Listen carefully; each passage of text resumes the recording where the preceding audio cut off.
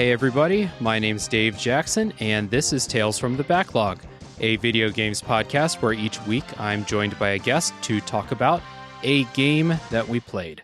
My guest today is returning for the second time on the show, a good friend and Maverick Hunter extraordinaire, Chris Nelson. Hey dude, welcome back. Hey, thanks. Great to be back. And Chris and I are going to be talking about Mega Man X today, which is an action platformer developed and published by Capcom in 1993 for the Super Nintendo. Mega Man X, this is going to be an interesting one. I know we're coming at this from very different points of view, so we'll get into our personal histories here in a second. But Chris, thanks for coming back on the show. For people listening, Chris was a guest on the Blasphemous episode, which was a really good time. Recommend you go listen to that episode. But yeah, thanks for coming back, dude. Yeah, it's been a little bit, but glad to be back. I figured if I was going to come back, maybe this time we could actually have something that we disagree on. Yeah, we may have a few disagreements here. So the spoiler policy for this episode before we get into it is... So, I do not take any story from this game.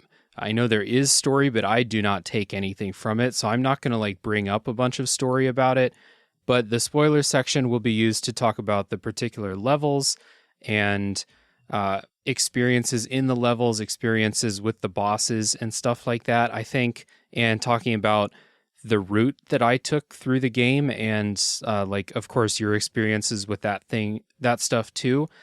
I think that this is going to be one of those episodes where even if you haven't played the game, if you listen through the spoiler section, you're not going to ruin the experience of playing this game at all. That's kind of how I feel about this.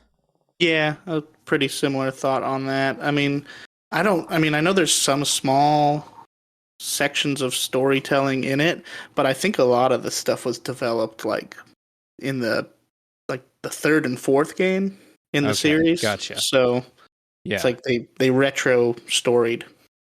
There's definitely something here, but not much. Right on. All right, so let's just get into our kind of personal histories with Mega Man X then at the beginning. So guest always goes first. Chris, when was the first time you played Mega Man X? And do you remember what made you want to play it, et cetera, and through the years? It's definitely, for me, a nostalgia game. I played it over the summer. I don't recall exactly when. It would have been maybe either 93 or 94, so it was around when the game came out. Because I would have been living in Nevada with my cousin was there for the summer. And that's pretty much all we did was play through Mega Man X and go outside whenever our parents told us we had to. Hell yeah. Yeah, so it was definitely that kind of nostalgia hit for me every time that I went back to it. I think there was some kind of collection on the PS3 maybe. I think there's one on the PS4. I replayed it this time to a certain point. I think I only went through the Mavericks this time on the Switch because there's a collection for the Switch. Mm-hmm. But originally I played it on the SNES, so right. That was the big nostalgia hit. And how many times through the years would you say that you've played it? Oh, it's got to be over a dozen, I think. Okay. To certain extents. A lot of the times I'll play through the Mavericks and then be done. Yeah, it's definitely a super replayable game. Once you know how to do stuff, you can beat this game, I feel in an hour and a half, so you can just kind of fly through it. Yeah, absolutely. It's definitely a muscle memory thing for me at this point. Mm-hmm. Specifically, like I said, the Mavericks, which I think is probably a little bit tied with when I was a kid, because I don't think as a kid I ever beat the game. Okay. Definitely beat it later on in life, though. Well, I'm sure we'll talk about those last couple levels as we go through this today, and the reason why maybe you didn't beat it as a kid. So, for me, I didn't play this game until last year. 2021 was the first time I played this game. I played Mega Man Battle Network as a kid, but that's the only experience with any Mega Man, you know, property that I've ever played. I just always knew that Mega Man X was like super highly regarded, but I didn't have a Super Nintendo as a kid, and I never bought any of the collections that got released. But I just knew like so many people love this game. This game gave inspiration to a lot of games that I really like, stuff like Bleed and Bleed 2. Those are kind of Mega Man ish. Shovel Knight has a little bit of Mega Man in it. I feel like Shovel Knight is kind of doing its take on a lot of different games from this era, or maybe the older Mega Man games, since Shovel Knight's doing the NES thing. But I just, this was a big hole in the gaming experiences that I'd had, and I wanted to give it a shot. I played this on Switch, and I started it up last year. I couldn't beat a level. I beat the tutorial, and then, it opens up and you get a choice to go to. And I went to like 3 different levels. I couldn't beat any of them. And then I said, fuck this. This game sucks, and turned it off. But then I decided to pick it up again this year and give it another try. And I did actually beat it this time. So it took me, we said, like, if you know what's going on, it could take you an hour and a half or less, 2 hours, something like that. It took me about 5 hours to beat this time, which is still a very a very svelte game. This is not a long game. So moving into some opening thoughts about the game itself. Chris, again, I'll let you go first. Opening thoughts about Mega Man X as a game. I think for its time, it did a lot of improvements on the Mega Man formula. You kind of talk about this one feeling a little slow, but I feel like the original Mega Man just felt like almost everything was a crawl. And so, like, adding stuff like the dash and just kind of in general, the game felt like it flowed better. And like I said, I hadn't played a lot of the NES Mega Mans before I played Mega Man X. I'm not 100% positive what really got me in, like, what struck a chord with me, but it's, like I said, it's kind of the granddaddy of some of those, like I said, those platformer types you talked about, like Shovel Knight.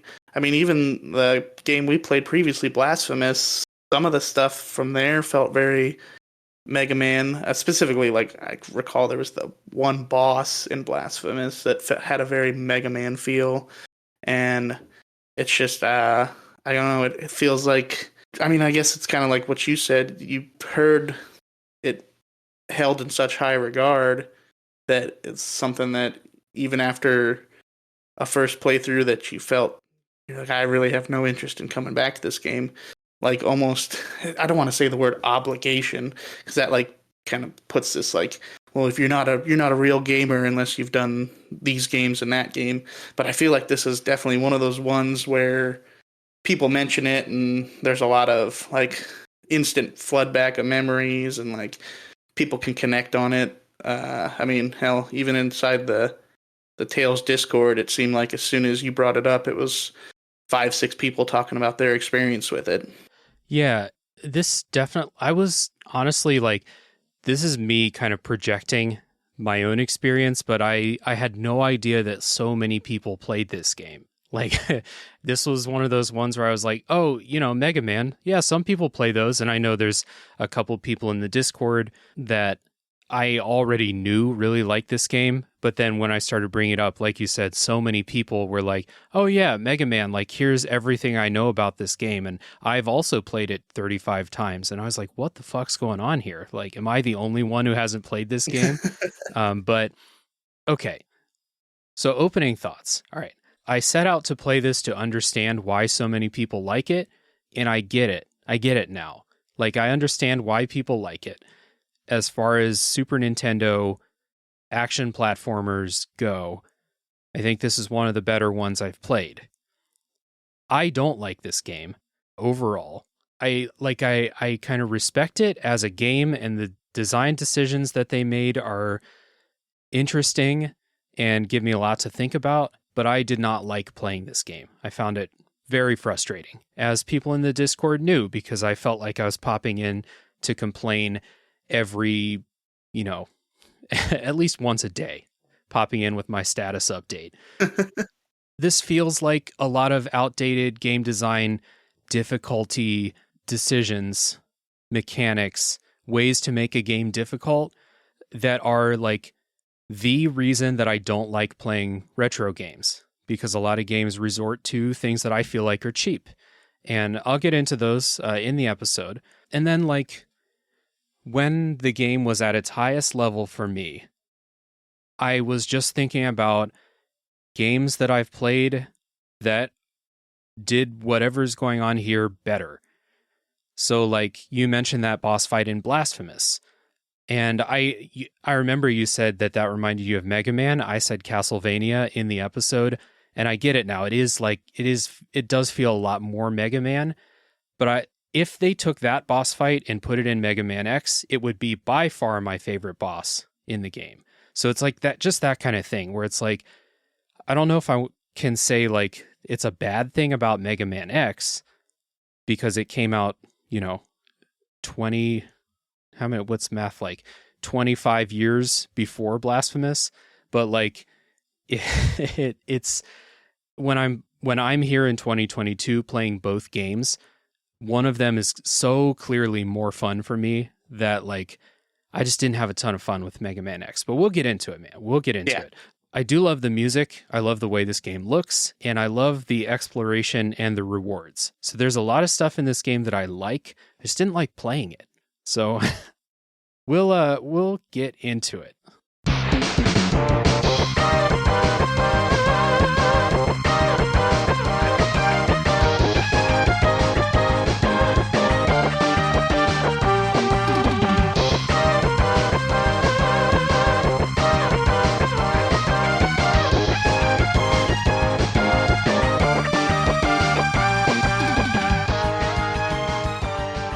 Story setup for Mega Man X.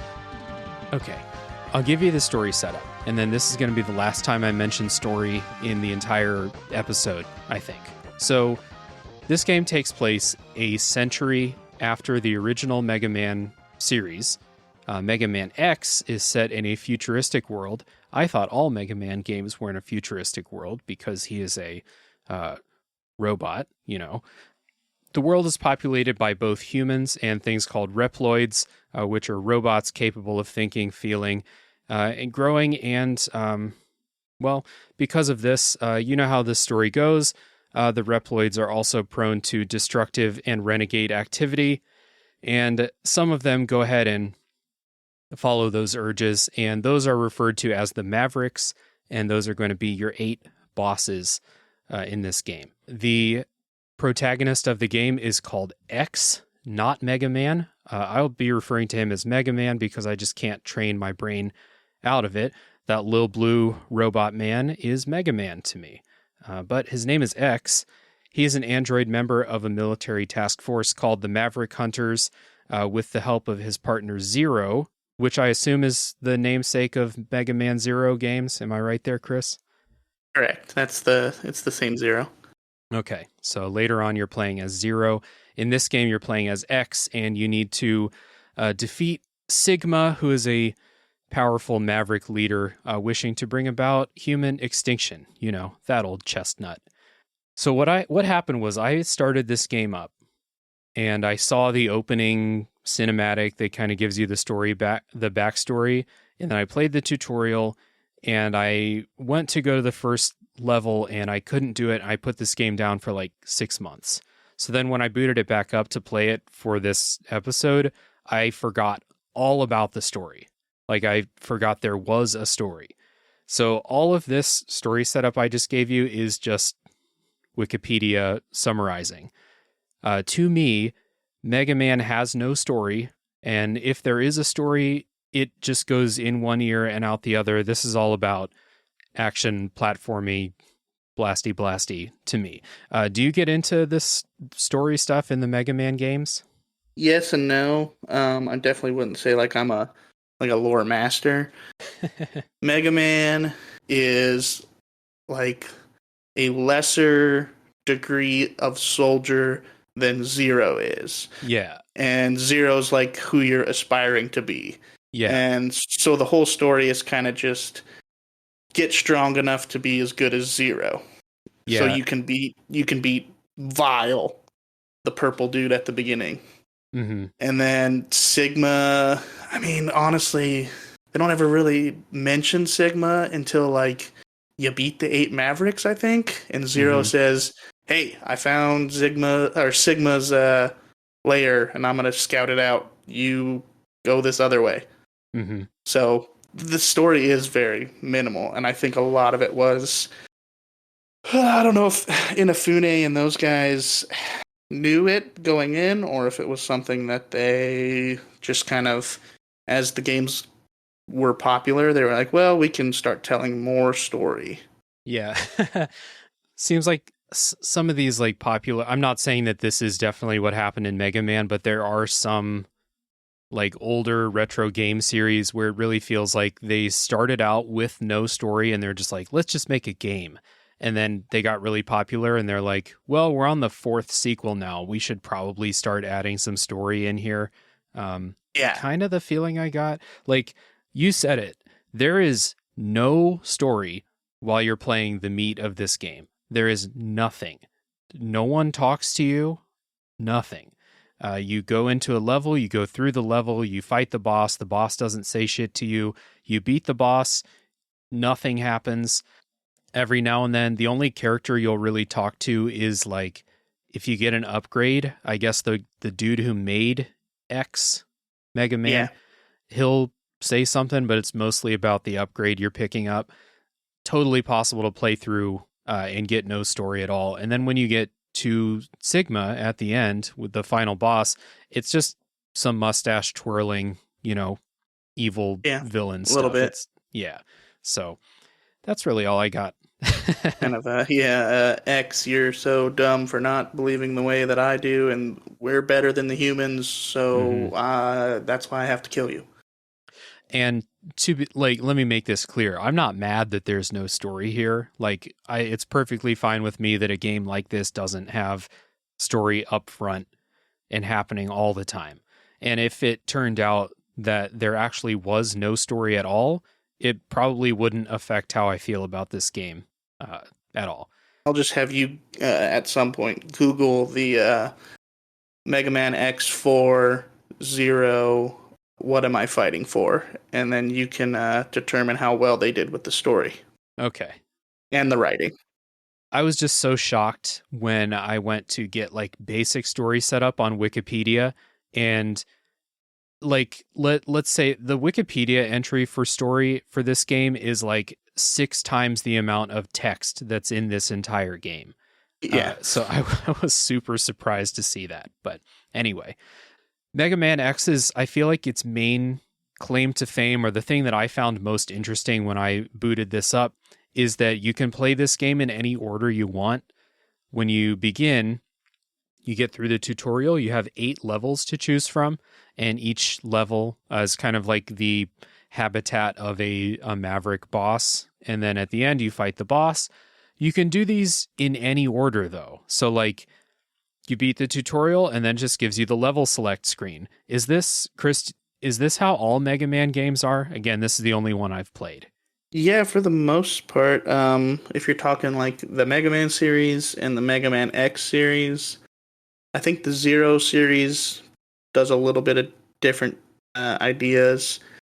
And then there's a 3D game called Mega Man Legends, which doesn't play anything at all like the original Mega Mans.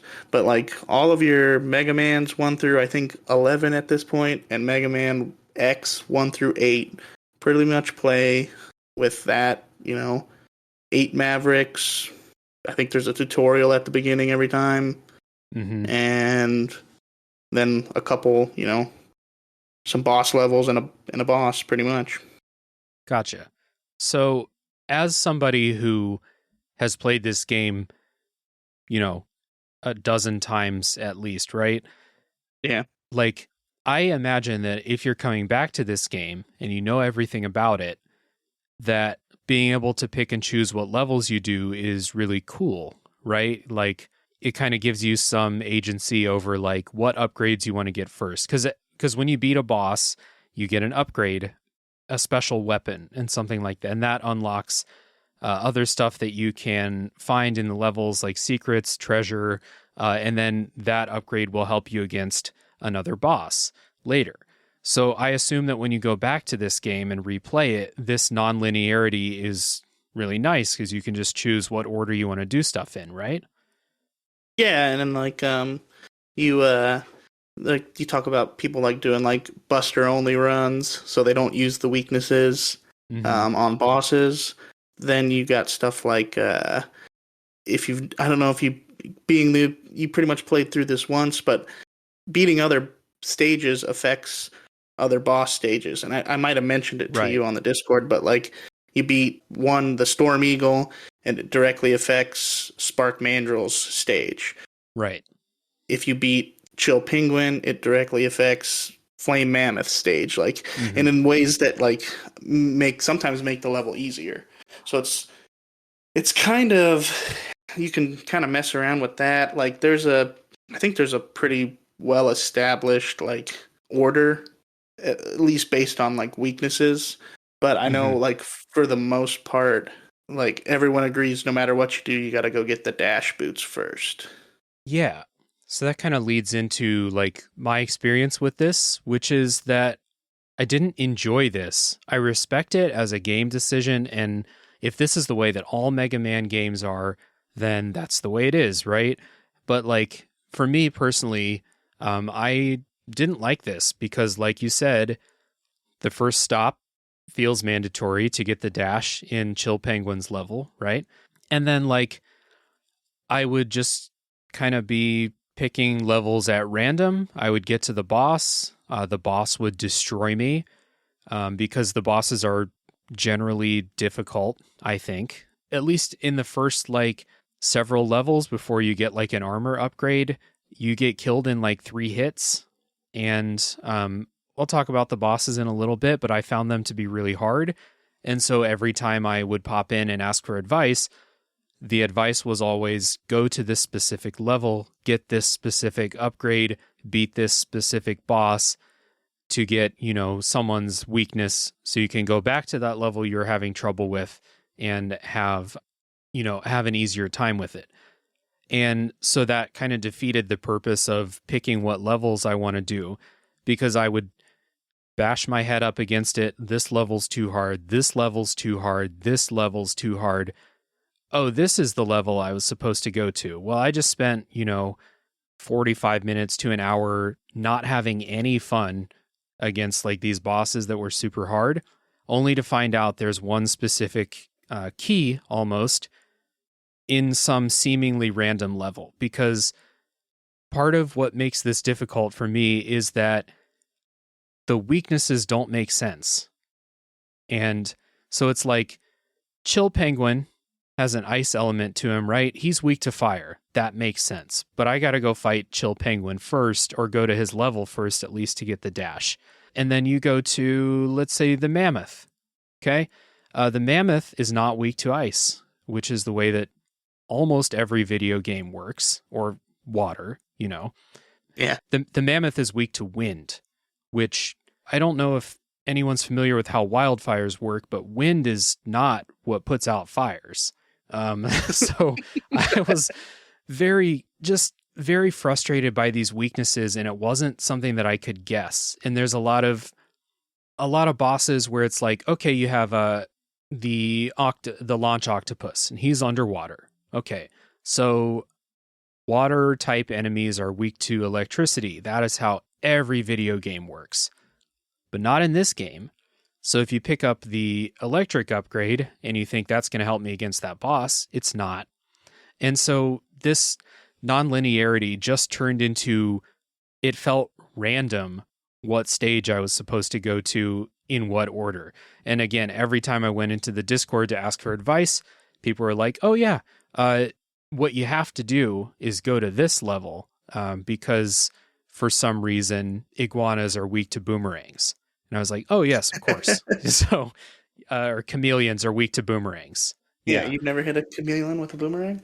No, I mean, my boomerang skills are not the best. I will freely admit that. But yeah, this is just like my experience with this nonlinear structure. It felt like there was a very optimal path, and that path was not obvious at all. And the key thing here, which may be different from someone else, is that I did not have fun experimenting with this. I found it very frustrating because these bosses are difficult. Yeah. And like I had mentioned, this was a game I played over the course of like a summer as like a, I don't know, like 7, 8 year old kid or something. Right. Maybe even younger. And so it's like all I did. Mm-hmm. And so we would just play and play and play and play. And eventually, I think we even, like I said, we had the instruction manual and there's notes. There's a section for taking notes in the back. And we wrote down, like, we found out that this guy's weak to that. Because they do, the one thing that I will give them is they very clearly give you an indication, not just like how much health they lose, but there's a specific like animation for the sprite when you hit them with their weakness. Yep. They have like a kind of shocked, and you're like, oh, I found it. Like this is the one that they're weak to. Yep. So they give you a clear indication for that. There's not much in the way of any kind of other indication throughout the level. Oh, and I will mention, you mentioned the dash. In every other X game afterwards, dash is something you have at the very beginning of the game. Yeah, it feels weird that it's an integral part of your like tool set as a character to move around, but they put it in a seemingly random level. Because when you look at the level select screen, this is very nitpicky maybe, but Chill Penguin is off to the side. It's not, top left where you might expect level 1 to be, the level they want you to go to first. So when I booted this up, before I started asking you guys in the Discord, like, where should I go first? I thought, okay, level 1, top left. Okay, that I didn't make any progress in that level. Let me go to the top right. Didn't make any progress in that level. And by that point, I was already like, okay, what the fuck? Like, come on. And then I found out, Chill Penguin's level.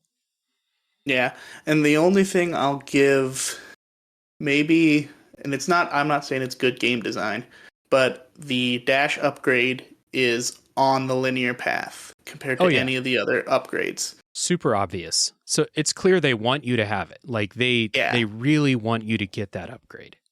Yeah. So I don't think even as a kid, and I don't think I could ever argue that to me says, well, this is the stage I should do first because they gave me a free upgrade. Because you wouldn't, unless you were playing all the other levels, you would think, well, maybe this is in every other level. I just get a free upgrade for getting halfway through the level.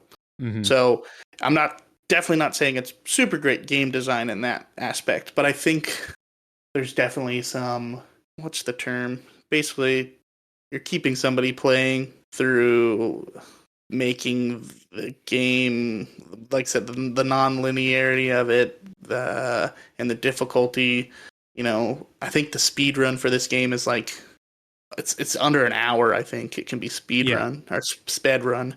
So it's like So how can you keep people playing your game for 5 months if it was like easy? I guess. So yeah. There's some maybe intentional obfuscation, if I want to use a big 12th grade word. Yeah, it definitely felt, it just felt like guesswork. And had I been a little kid in the summer of 1994 or whatever, it would have just been, try this level. Okay, didn't work. Try the next level. Okay, didn't work. Try the next level. Okay, didn't work. Try the next level. Oh, I beat the boss and I got an upgrade. Okay, let's go to the first level again. Nope, didn't work. Next level. Nope, didn't work. And just keep going through that until you finish the game. Because like the key thing, again, those weaknesses don't make intuitive sense and the game is was too difficult for me to just kind of brute force my way through the boss fights or like Buster only my way through the boss fights. This is a really hard game, I think. And I had a hard time finding someone. For all the people who've played this, I found a hard time finding somebody who didn't play this when they were, a kid. Someone else who played it for the first time after the age of 25 is surprisingly hard to find. So like everyone was just like, yeah, I wish I could empathize, but I've literally been playing this game my whole life. Which is like, I have the same thing when people start up Dark Souls for the first time. I kind of forget what it was like the first time too. So I get that. It's not Yeah, their fault. kind of like yeah. you weren't issued your copy of Mega Man X, Dave? What? No, What? must have got lost in the mail. I got a copy of I was playing the Power Rangers movie game on Game Gear instead. So yeah, that's that nonlinear structure. It's interesting, and but if I were to go back and play this game again, I think I would appreciate this more. And the other thing that this opens up, which I actually do like, is once you get upgrades, certain upgrades will help you go back and hunt for treasure and like destroy things in the environment and stuff like that. And so you can go back through the stages almost like you do in a Metroidvania with your new powers to try to get treasure and upgrades and power-ups. And all of those things are really good in this game. So I do think that that's cool. I just had a hard time the first time through the levels before I got my upgrades. Yeah, and there's some good examples of like them kind of giving you some guidance there. Specifically in Storm Eagles, there's like these tanks, and there's like a flammable sign on there. You're like, well, if I hit those with fire, something's gonna happen, right? And then there's less good ones. There were some that were very frustrating trying to get upgrades, some that required pixel perfect platforming. And when I say pixel perfect, I mean pixel perfect platforming. But that was only one, and I spent 10 minutes trying to do it, and then it was done. But other than that, they were pretty, like you said, giant tanks that say the word flammable on them. You're like, okay, let me just try this once, and then once you do, you realize you can blow up those tanks, and the rest of the game, whenever you see one of those tanks, you're like, okay, cool. There's certain things that like glass windows in that airport level, you can blow those out and stuff like that. They all felt pretty good. Yeah. There's very few upgrades that are, well, like I said, you mentioned the one that's purely like you've got a extremely difficult platforming section to get to it. Some are kind of hidden away in areas that don't exactly make sense, but I feel like that's even a pitfall with games nowadays. Like, hey, you got to fall down this hole to get to this upgrade. Well, why would I ever fall down a hole? Yeah. You've taught me to never fall down holes in this game throughout the rest of it. Yeah. So, well, like I will say that in this game, I don't feel like I missed very many upgrades, and I didn't look in guides to find upgrades. It was always like, you can see an area with a ledge or something like that, and you just have to figure out how to get to that area. Or you'll go into a part of the level and you're stuck on the left side. There's a barrier blocking you from the right side, but you can see an item on the right side. So you have to find a way over there. I think this game does a really good job of like, I don't feel like you ever have to just jump in a pit and hope that it's not randomly a death pit. I don't feel like you ever have to do that in this game. They do a good job of like planting the seed of like, okay, you see this item, you can't get to it, but try to work your way around. You'll probably be able to. I think they do a good job with that. There's only one that comes to mind for me that's a little bit that way.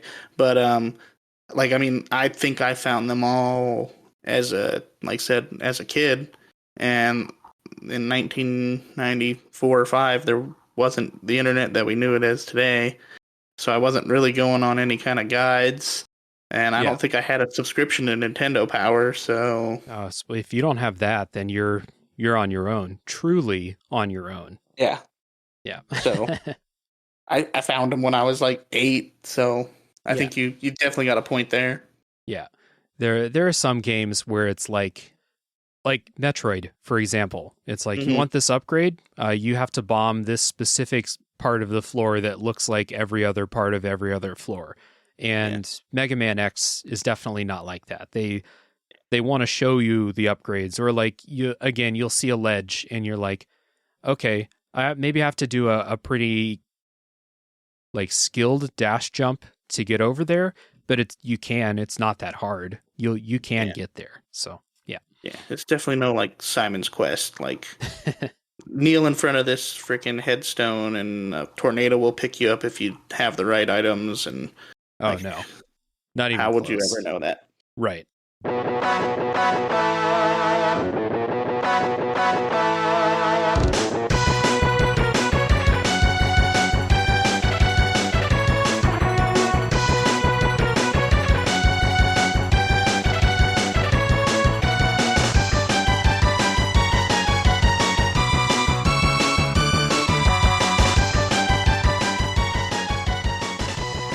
So the gameplay in Mega Man X is we've kind of been, hinting around it, but it's pretty simple. You run and gun as Mega Man. You can only shoot in a straight line, which I think sucks, but that's the way Mega Man is. It's maybe it's not a problem with Mega Man. It's just I don't like being able to shoot only in a straight line. After playing, Metroids as my main, you know, run and gun type game here. You can wall jump and you get a dash as an upgrade, and that's about it. That's what you can do. And the game teaches you all of this through a very good tutorial level. It's one of those like tutorial levels that gets praised for teaching you how the game works without ever putting up a message on the screen that says press A to wall jump or whatever. Yeah. Yeah, good tutorial level. You can charge your blaster attack, and then after you beat bosses, you get special, like, alternate fire busters. It's called a buster in Mega Man. Yeah. And those upgrades give you all kinds of different types of attacks. One of them will shoot a giant tornado out in front of you. One of them is a flamethrower. One of them shoots, ice bombs. All kinds of different stuff, and you can kind of mix and match those both with the boss you're fighting and also with like enemy arrangements and stuff. So if you're in a room and you have, for example, if you have like 5 enemies in front of you, if you shoot out that big tornado, you'll quickly learn that will basically clear a straight line in front of you, and it's really, really good. There's some that, shoot out a laser and then it splits into 3 lasers going off at different angles. And so if you have things in the air and on the ground, that's a good one to use. And you can use these throughout the levels. They use special ammo. And so it's kind of rare, but enemies will drop that ammo from time to time. The one thing I wish is that you got this replenished when you die, because you don't. So if you use all of your special ammo against a boss, and then you die, you start at a checkpoint right before the boss room, but you don't have any more of that special ammo for that weapon. And if that was the weapon that the boss is weak to, then you're kind of fucked. And just a small tweak I wish they made is just like refill that when you die. I don't think it would hurt the game at all. Instead, it caused me some frustration, especially in the last level. Yeah, definitely. And I remember playing as a kid, having that exact scenario. You're like, well, we found the weapon, but we died in the process. Let's run back and try to pick up some items if we can, because there are a few bosses that Well, for the most part, you're kind of stuck. Like you have to die. Because if you die and just lose a life, you're basically in the level or in the area right before the boss. So Right. there is no really going back to grind. So you basically had to die and start like from the beginning again. Yeah. So yeah, I remember grinding out like sub tanks and stuff like that quite a bit. And you have an item that will like take you out of a stage too. Like Hmm. in your pause menu, there's an item that will take you back to the level select screen, but then you have to go through the level again and do some grinding to refill your ammo in order to go like into that boss fight prepared. And I don't like that. I don't like that grinding is a thing in this game at all. An action platformer doesn't feel like a game where you should be grinding, but you do find yourself in that situation pretty often. Not often, but you will in this game where you're like, oh, my backup tanks are all empty and my special ammo is pretty low. I got to find a place where enemies consistently respawn so that I can grind. And I found Yeah, myself grinding in 2 or 3 spots throughout the game, and I hated every second of it. yeah, and I think they realized their flaw in the final level, like because that Yeah. like last stage they basically give you, all right, here's the area to refill all your stuff. You're Yep. just gonna have to sit here for 5 minutes and do this. Yep. Like, And and I it kind of did. sucks because it feels like you kill your momentum. You're like, I was 2 shots away. Well, I got to fill up my sub tanks, so I'm just gonna dash jump or wall jump for the next 5 minutes. And Yep. you're like, you kind of lose that momentum a little bit. Yeah. So the fact that grinding is here means that this is a good thing, uh let me rephrase that. This is a situation where enemies that infinitely respawn is good because it helps you grind. If enemies died forever like they do in other games, then grinding would be a million times harder in this game. I still don't like that enemies infinitely respawn though, and this is part of my problem with the platforming. And this is not unique to Mega Man, but lots of older games have this thing where enemies will respawn the second they're off screen. Like as soon as the last pixel is off screen, that enemy's back. And when you go back, that enemy's back and it'll hit you again. And you will forget that it's there because that's not how games work anymore. So I had a lot of problems with the platforming in this game, partly because of the way X feels to control. He's a little tanky, but I can get used to that. I did get used to that as I went. The main thing is like there's a lot of platforming over death pits. There's a lot of instant death spikes in this game, and there's just a lot of times when like I would kill an enemy, the platform that that enemy was on would go off screen, and when it would come back the enemy was back.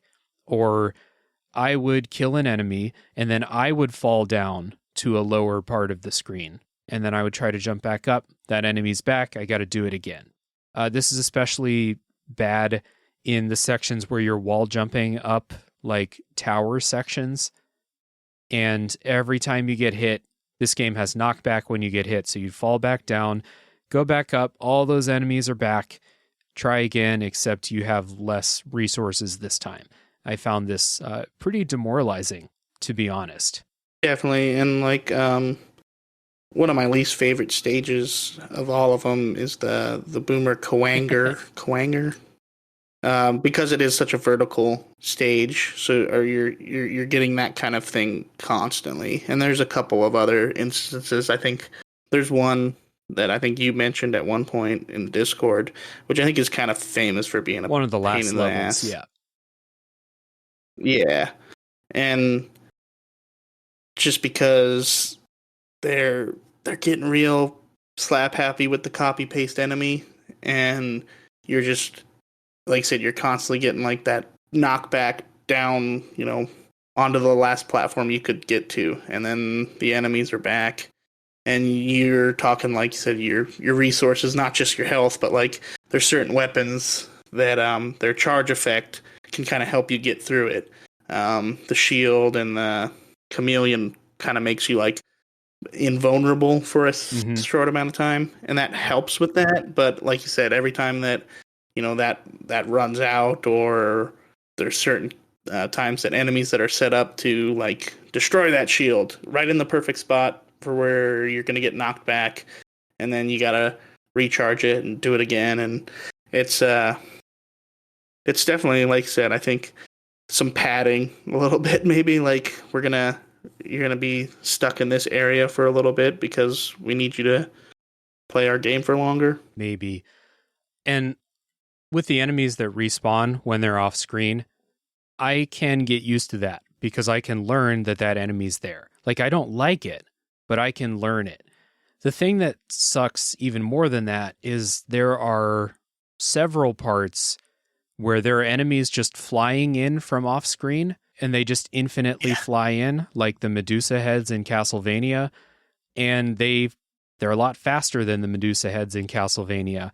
And so you're doing platforming on some, platforms over bottomless pits, and you make a jump, an enemy flies in from off screen that you had no idea would fly in. It knocks you into the bottomless pit, you die, and that's how the game teaches you. There's just several platforming sections where the way that the game is teaching you like what's up, what's coming, is you just die.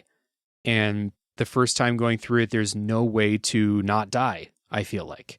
In a lot of these things, there's a minecart section where the end is just a bottomless pit that you have to jump off of. But if you wait to jump until the second you realize that there's a bottomless pit, it's too late and you die.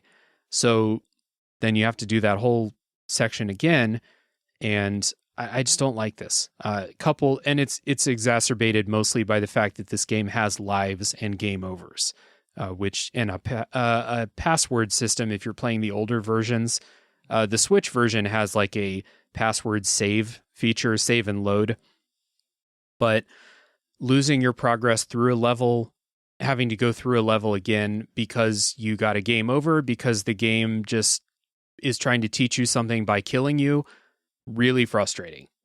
Yeah, and that's basically, I was talking about that note section in the manual. That's what the rest of our notes were filled with, was all those dozens and hundreds and passwords, just numbers laid out in a grid that I imagine if our parents ever saw it would think we were like some kind of like sleeper CIA agent or something. Like, what do these numbers mean? What are these kids doing? I got to tune into the afternoon news to find out what horrible thing the kids are into these days.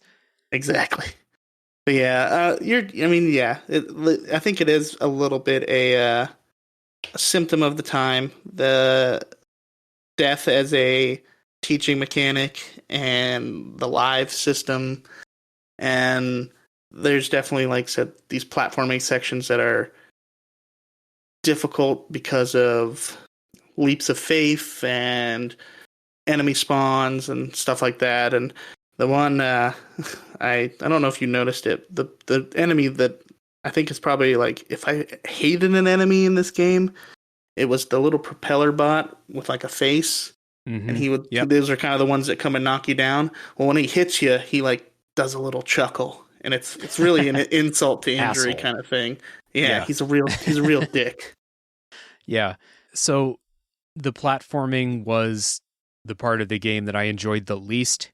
And when I call this game cheap, or when I say that parts of the game are cheap, it's mostly the platforming. I think it's like below average platforming as platforming goes, and then you add in just some very cheap tactics, enemies trying to knock you off of your platforms and stuff like that. And then if they knock you off and you fall down to a lower level, all those enemies respawn, et cetera, et cetera. It kind of compounds on itself and made it not enjoyable for me in Yeah. the least. The only thing I guess, and I'm not one of these people, argue that is that there's zeros and ones behind it. So Yeah. and real basic ones. So like these speedrunners who know the exact, you know, placement of where they need to be, and they get hit they only get hit for the reason of getting the iframe to be able to, you know, get past this whole other section, Mm-hmm. and so it's like it's definitely it is real basic. Um, like they're the AI, I guess, if you want to call it that, is real basic. So it's learnable, but it's definitely I mean the words I think probably out there. It feels cheap playing through and like getting and nailing all these jumps. And then, like you said, you're waiting on this platform and it goes up and down, and then that enemy's there and he knocks you back and you fall, and you're like, I did nothing. I did nothing wrong. I didn't do anything that to deserve that. Like Yeah. nothing in the way that I played. There's a lot of platforming sections where you can't jump high enough to like jump onto the platform. You can jump high enough to do a wall jump and then get Yeah. on top of the platform. And then in the middle of doing that, above a bottomless pit, an enemy flies in from off screen and just knocks you down into the pit. I think that's cheap. I think that's shitty. It doesn't happen all the time. It's not in every level, but it does happen often enough that I was like, I was very salty coming into the Discord to chat about it several times. This motherfucking helicopter robot. Yeah, those helicopter robots or those claw machine robots in one of the levels that they come down and grab you and then just drop you into the bottomless pit when they're kind of hard to avoid. Mega Man can only shoot in one direction, so they're hard to kill because they're not in your range, or you don't want to jump up in the air because you're on a moving platform at the time. Just a lot of stuff compounded, and a lot of it does feel like design of the times, but I've said before on the show that is a shitty defense for a lot of stuff because I'm not in 1993. I'm in 2022. I am a person alive now, and I've played video games that figured this shit out. So, like, it's not their fault that they couldn't time travel into the future to see how other games have iterated on this and how to make this kind of difficulty more fun and more fair. But it's also not my fault for not enjoying the old style, I think. Yeah, I mean, it's a hard thing to come at from somebody and a lot of the other guys in the Discord who like it is second nature. It is like muscle Yeah. memory to be like, well, yeah, you got to know that. You got to do that. You got to know it. It's like, but you got to kind of separate yourself from that mentality and be like someone who is, like you said, in their 30s and grabs this game to pick it up for the first time could very well come out with a sour taste in their mouth. Like, well, how the hell am I supposed to know all this crap? Like, and I've played platformers, and hell, maybe they've even played like later Mega Man games that maybe fix some stuff. Like, well, I should go back and play the first one. Well, they really botched that first one. Good thing they got another chance. It's hard to do, but I guess what's the difference between sympathy and empathy? I think I can sympathize. I can't empathize. Yeah.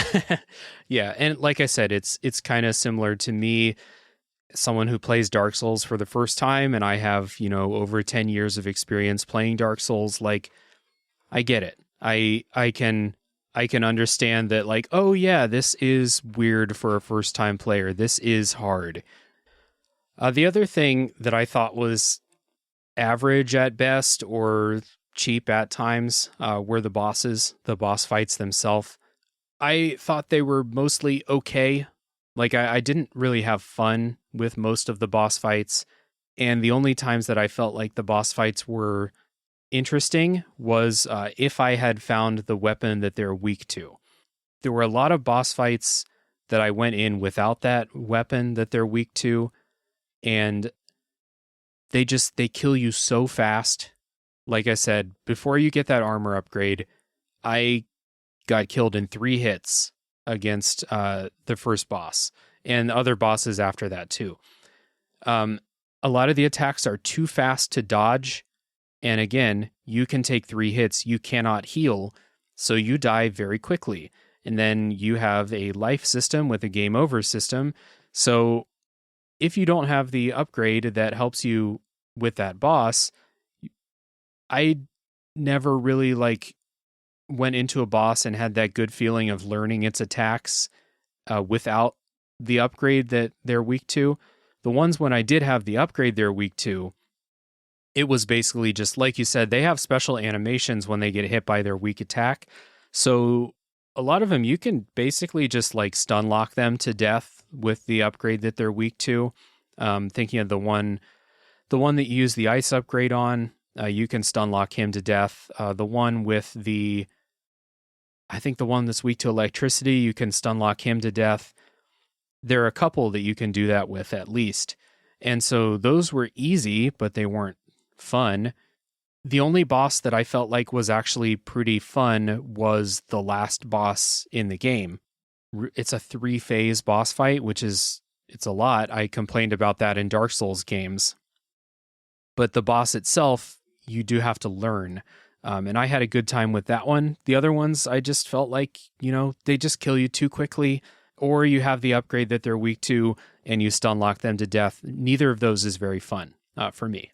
Yeah, the stun locking, basically, I think across pretty much all 8 Mavericks anyway, makes them pretty much a joke. The only one that I know is still kind of a little bit difficult is the launch octopus, because you do kind of tank him through. And the weapon, he does a lot of projectiles, so the weapon that he's weak to kind of does destroy the projectiles a little bit. But yeah, he's definitely one that you feel like you gotta tank through. The other ones, yeah, are pretty much like, once you have their weakness, there's nothing they can do. Yeah, like the pattern, you gotta maybe memorize a little bit of pattern.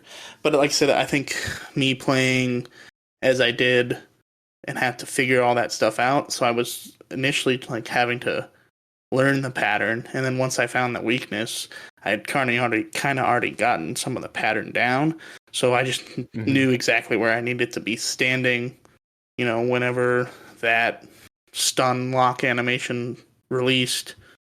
And you say, well, as long as I'm around here, I know exactly when to hit it, and basically keep them, like I said, keep them in that stun lock. And for the most part, with the weaknesses, there's no real difficulty there.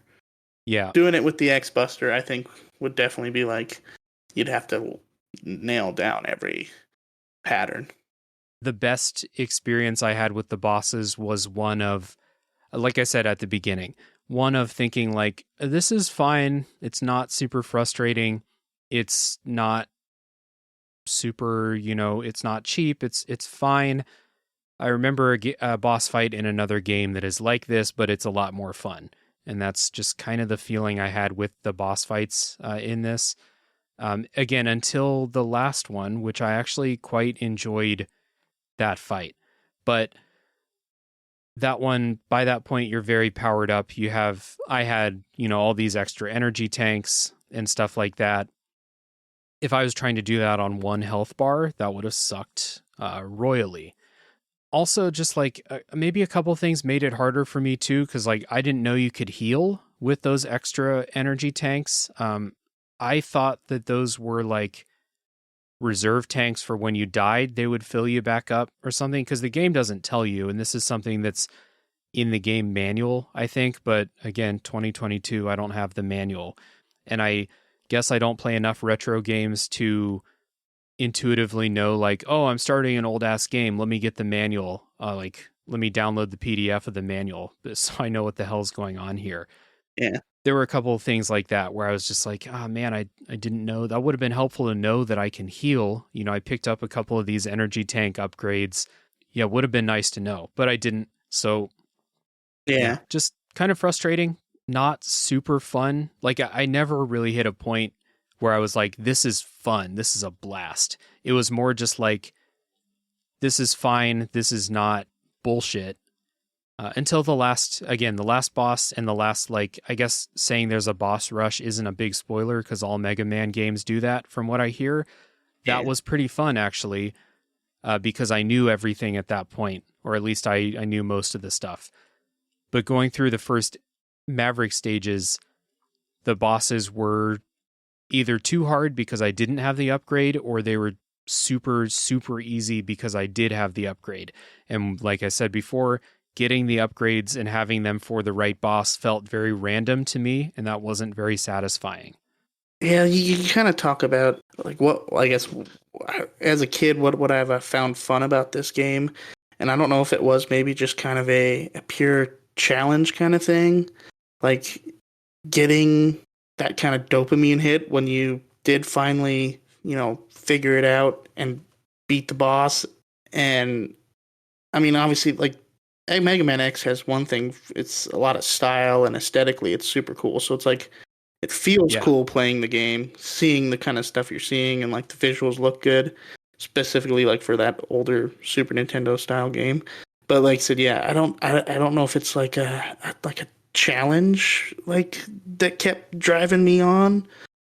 I don't know if, like I said, so like you kind of have, there's something you do in these a lot. You kind of say, who would you recommend this to?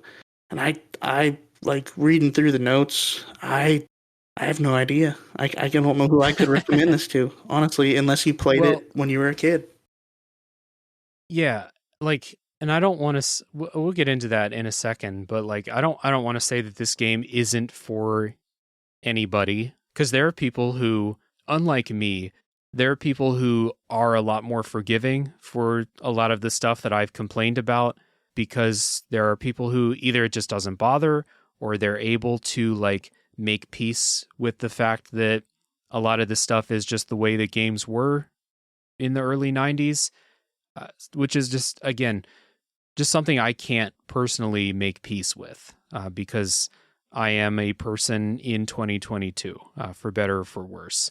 So, Yeah. last thing, you did mention aesthetics though, and that's something I love about this game. I love the way it looks. Pixel art never goes out of style, as people like to say, and I totally agree with that. I think this game looks great. All the environments look cool. Well, most of them look cool. Some of them are just like, cave. How Yeah. about a cave? You like caves, right? But like the airport level looks really cool. The underwater level looks really cool. I enjoy that. I enjoy the enemy designs.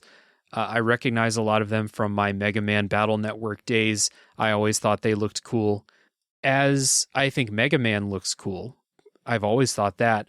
As the series goes on and I start seeing artwork where people just, get a bunch of wings and shit like that, I start to be like, okay, that's a bit much for me personally, but this game I think looks great. Character designs, pixel art, all that stuff, very colorful, looks great on the Switch OLED screen. Yeah, really good. And you can change the filters on the Switch version, so you can actually, you should, because the Switch version is notorious for having input lag, but if you turn off the filters that they've put on and you play with the original pixels, it helps. And I definitely noticed that as I was playing. And so even playing with the original pixel look on the Switch screen looked really, really good. Yeah. There's a filter that kind of like, I guess, blends the pixels, I guess, to make, Yeah. or like maybe sharpens them to make it look like a more sharp image. I didn't mind the original pixel look though. I still think it looks great. Yeah, there's like I think they call it smoothing, and then the other one like simulates a CRT, which I always Mm-hmm. think is stupid. Like personally, I don't like. Why do I? No, I'm good.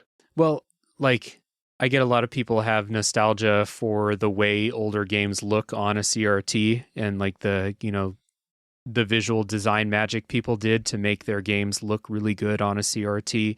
But I'm playing on a Switch, and I was turning off all the filters anyway to help with the input lag. Yeah. So yeah, it looks good looking game. And I don't have a whole lot to say about the music except it bops. It's really fucking good, very catchy.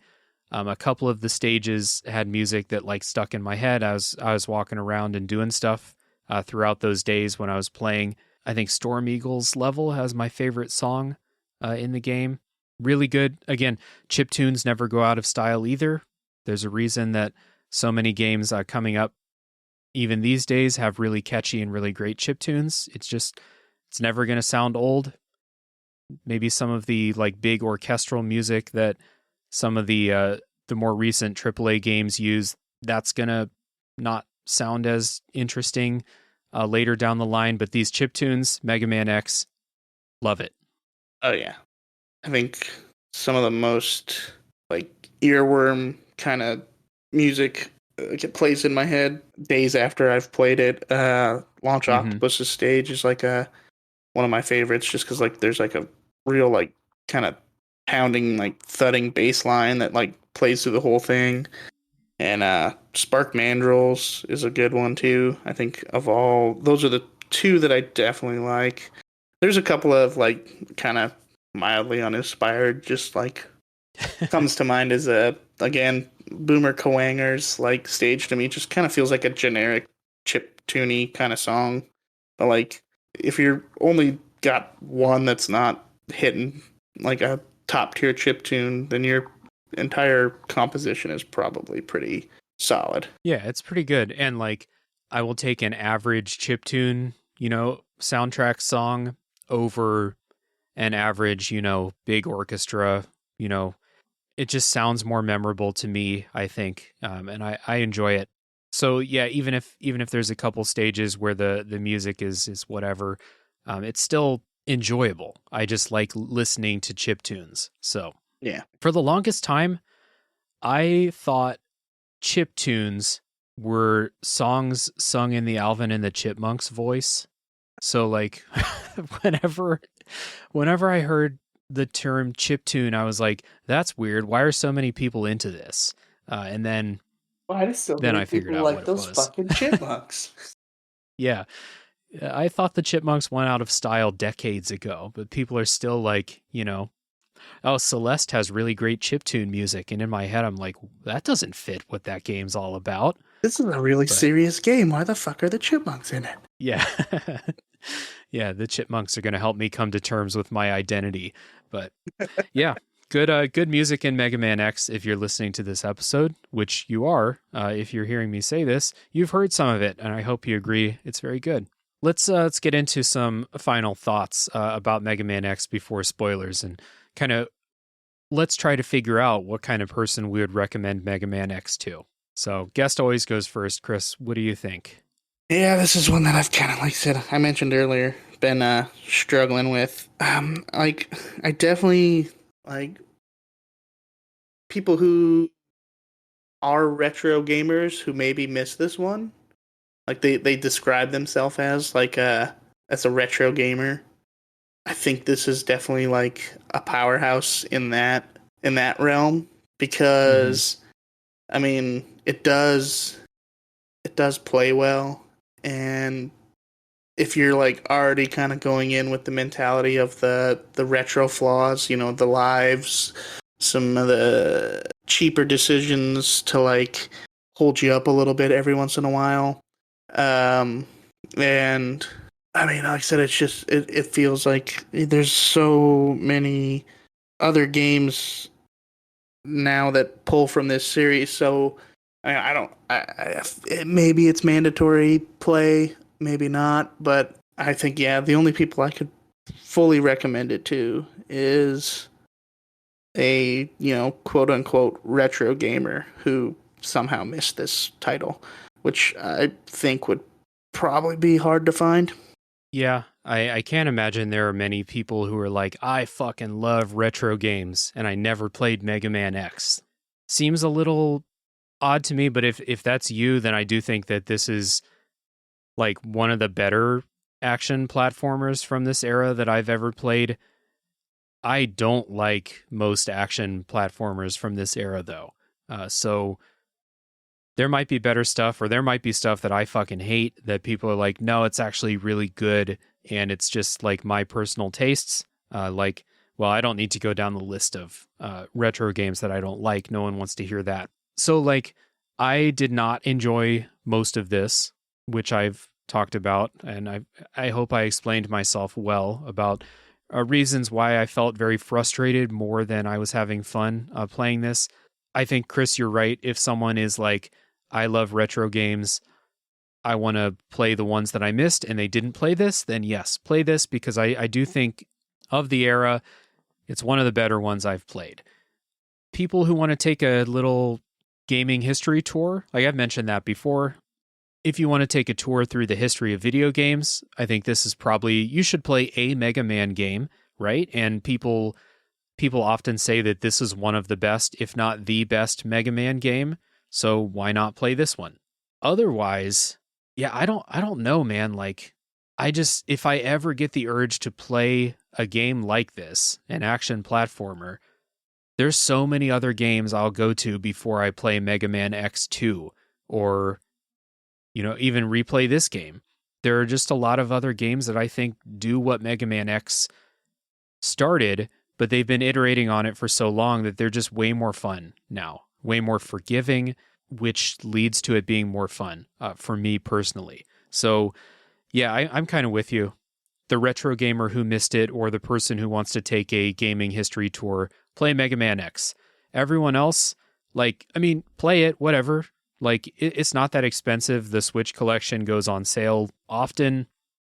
You can emulate it. Give it a try. I mean, yourself if you're more willing to forgive older game design philosophies, or if you just don't have a problem with them, go for it. So, yeah. That's my piece. A little housekeeping before we get into the spoiler section for Mega Man X. Chris, is there anything you want to tell people? Plug? No. Join the Tales of the Backlog Discord, the Tube Network. Yeah. Discord. Do that. Yeah. I have a lot of fun in there. We do have a Discord server going. It's been going for several months now at this point, and I agree with Chris. It is a good time, especially when we've got a game that so many people have experience with and differing experiences, as was the case with Mega Man X. Yeah, join the Discord. You'll find an invite link down in the show notes. We would love to have you. We have a cool group of people. I also have another podcast called A Top 3 Podcast, where each episode is me and 3 permanent co-hosts, and then sometimes a guest, such as Chris, talking about top 3 lists. Chris was on there before. We talked about, what did we talk about? Bands we slept on, right? Yeah, that was a good one. Yeah, that was a good episode. Yeah, top 3 bands we slept on.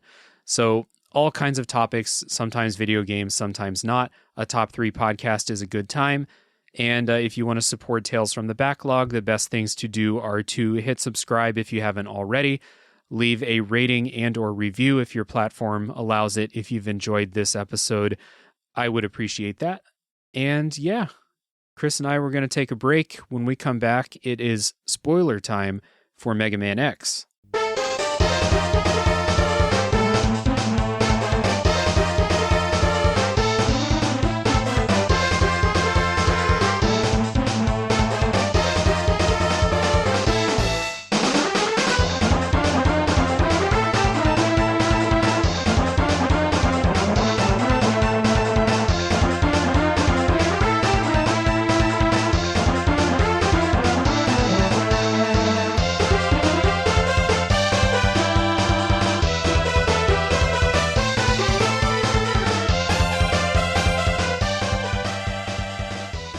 All right, Chris and I are back, and it's time for spoilers for Mega Man X.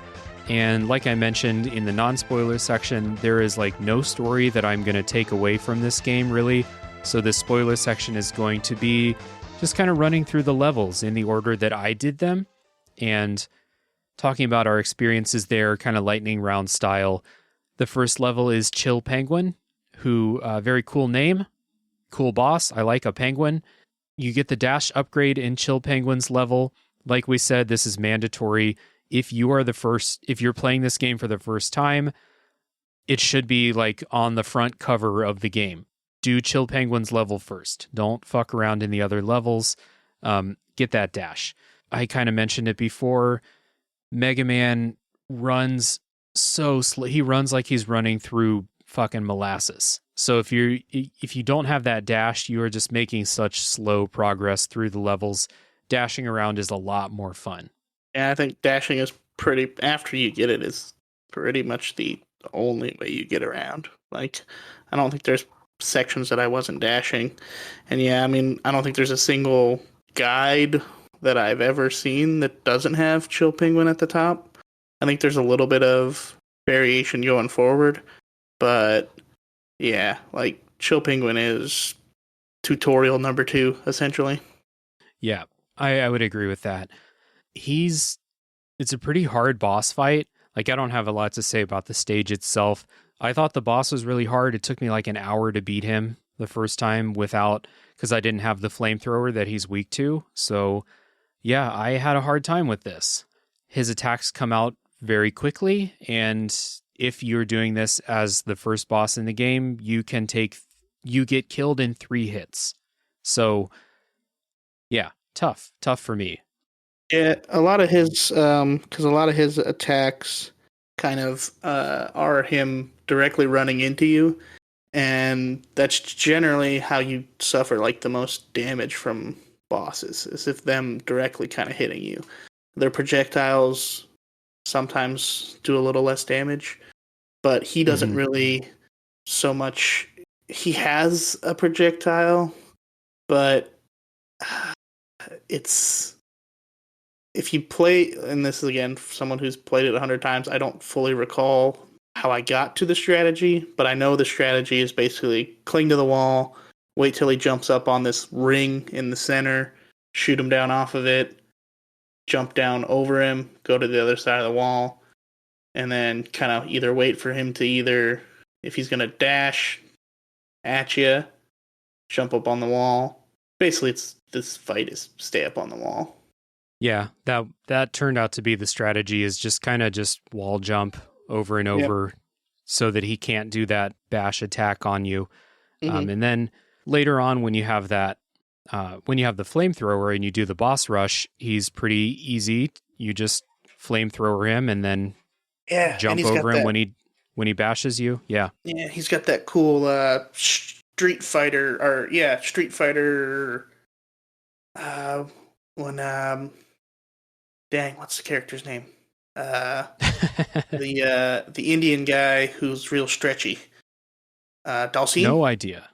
Anyway, Dalsim shoots fire, and when it hits a Street Fighter character, they get enveloped in the flame, and that's kind of what Mhm. Chill Penguin's shock looks.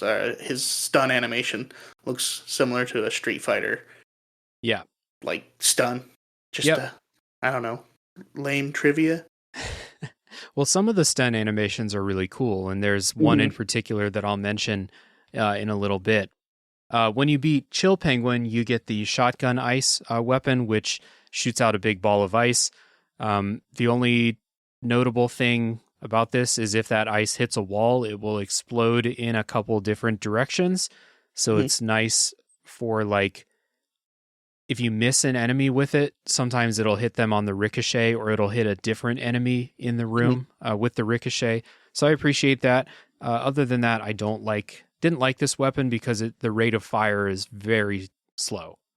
Yeah, Um, and I think the charge makes like a little skateboard for you to ride on, which I don't yeah, know of any use for it. I don't know. ex- It except for looks just cool. except for just being the fucking sickest android on the planet.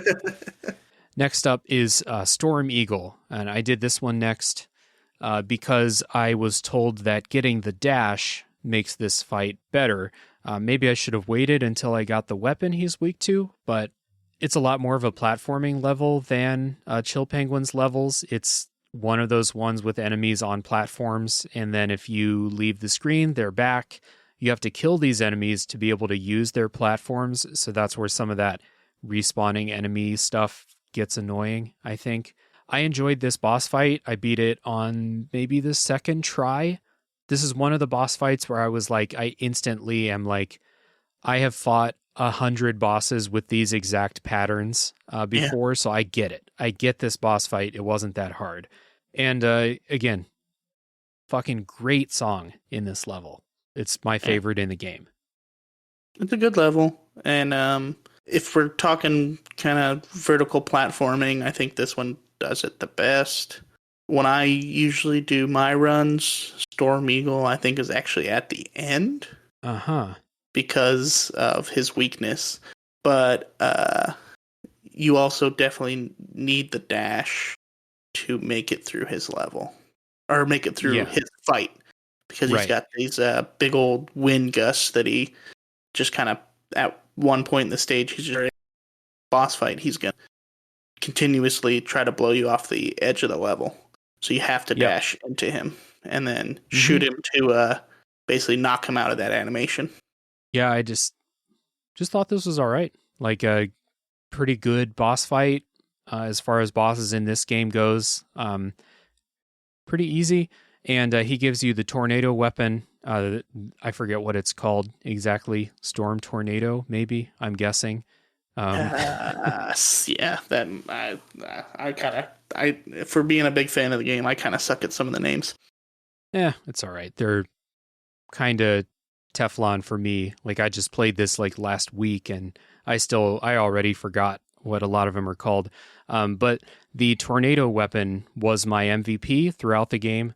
I used it in almost every level, oftentimes in place of the regular blaster, just because it's very reliable, kills things very quickly.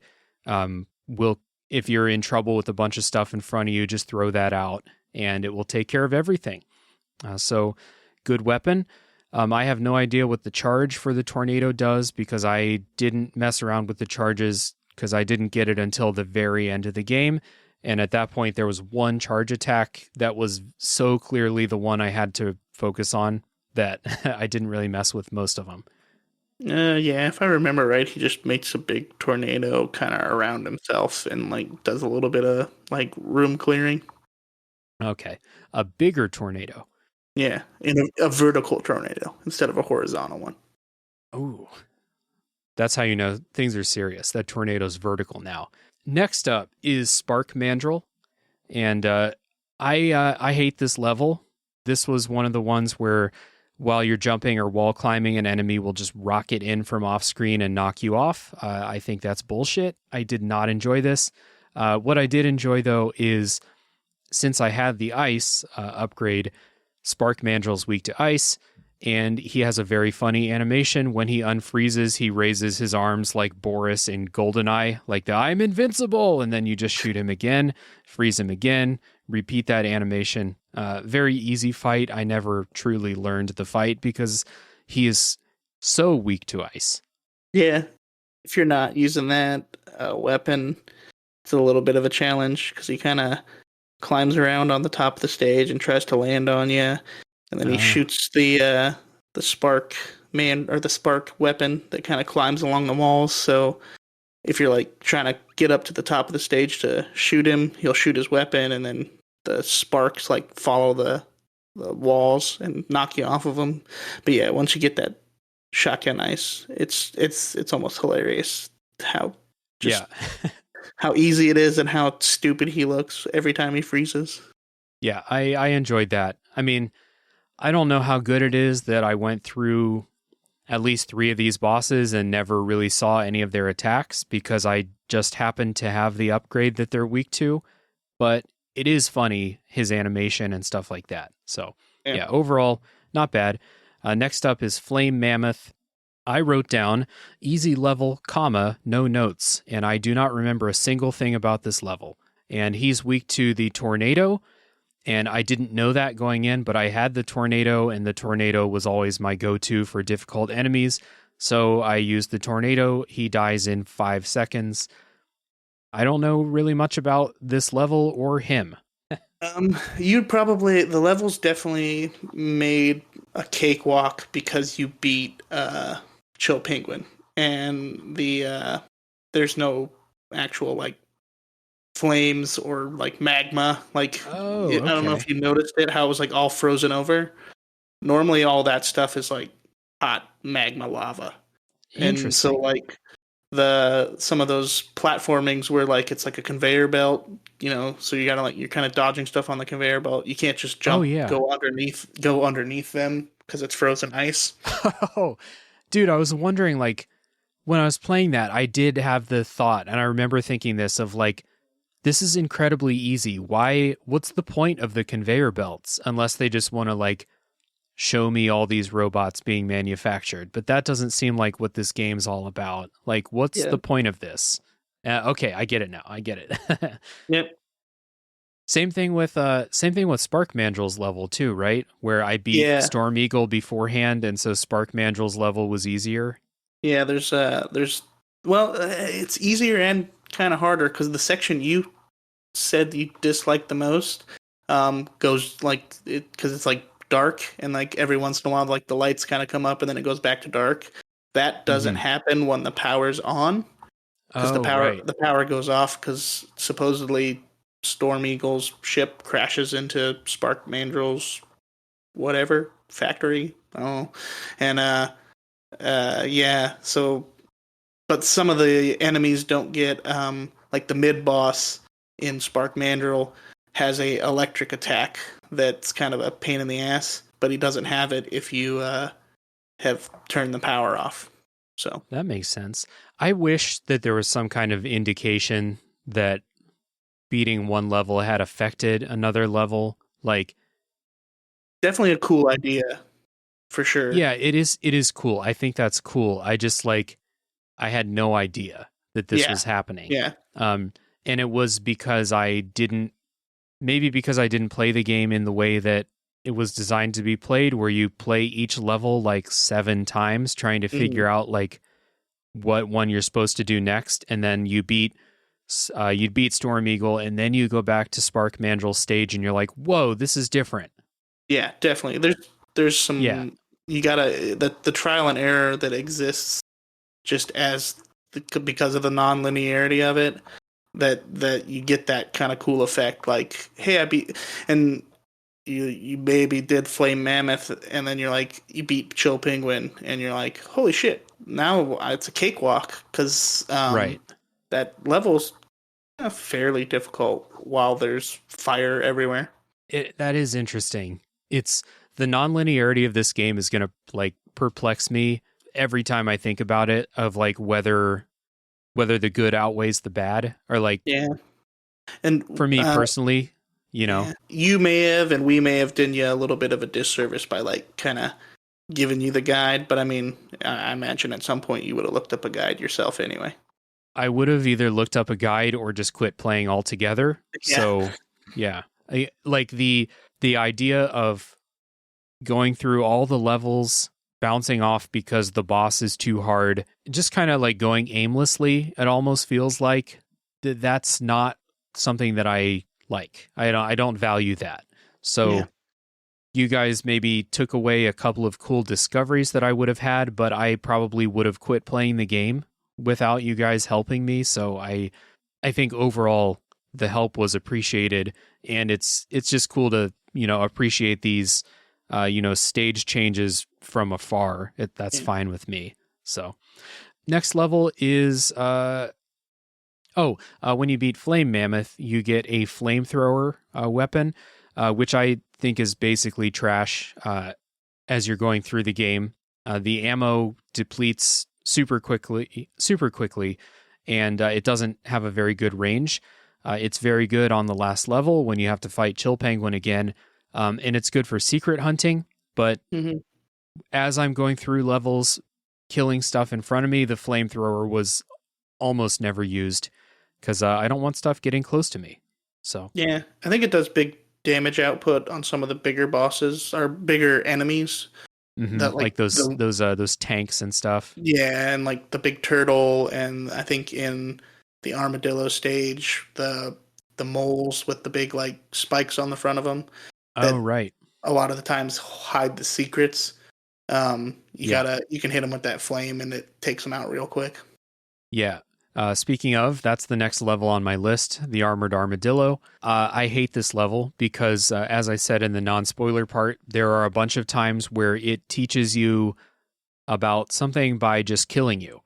And if this game didn't have game overs that reset all your checkpoints and stuff like that, fine. But it does have game overs. It does take away your reserve energy stuff, etc. when you get a game over. So I don't like this. But yeah, I talked about my issues with it in the non-spoiler part. There's those minecart sections where you have to jump off at the right time. Some of them were easy. You could see it, you kind of bounce around a few times before the minecart falls into a pit. That's not so bad. The one at the end of the level, though, you go on a giant ramp. You get some sweet air. You kill some pterodactyls in the air.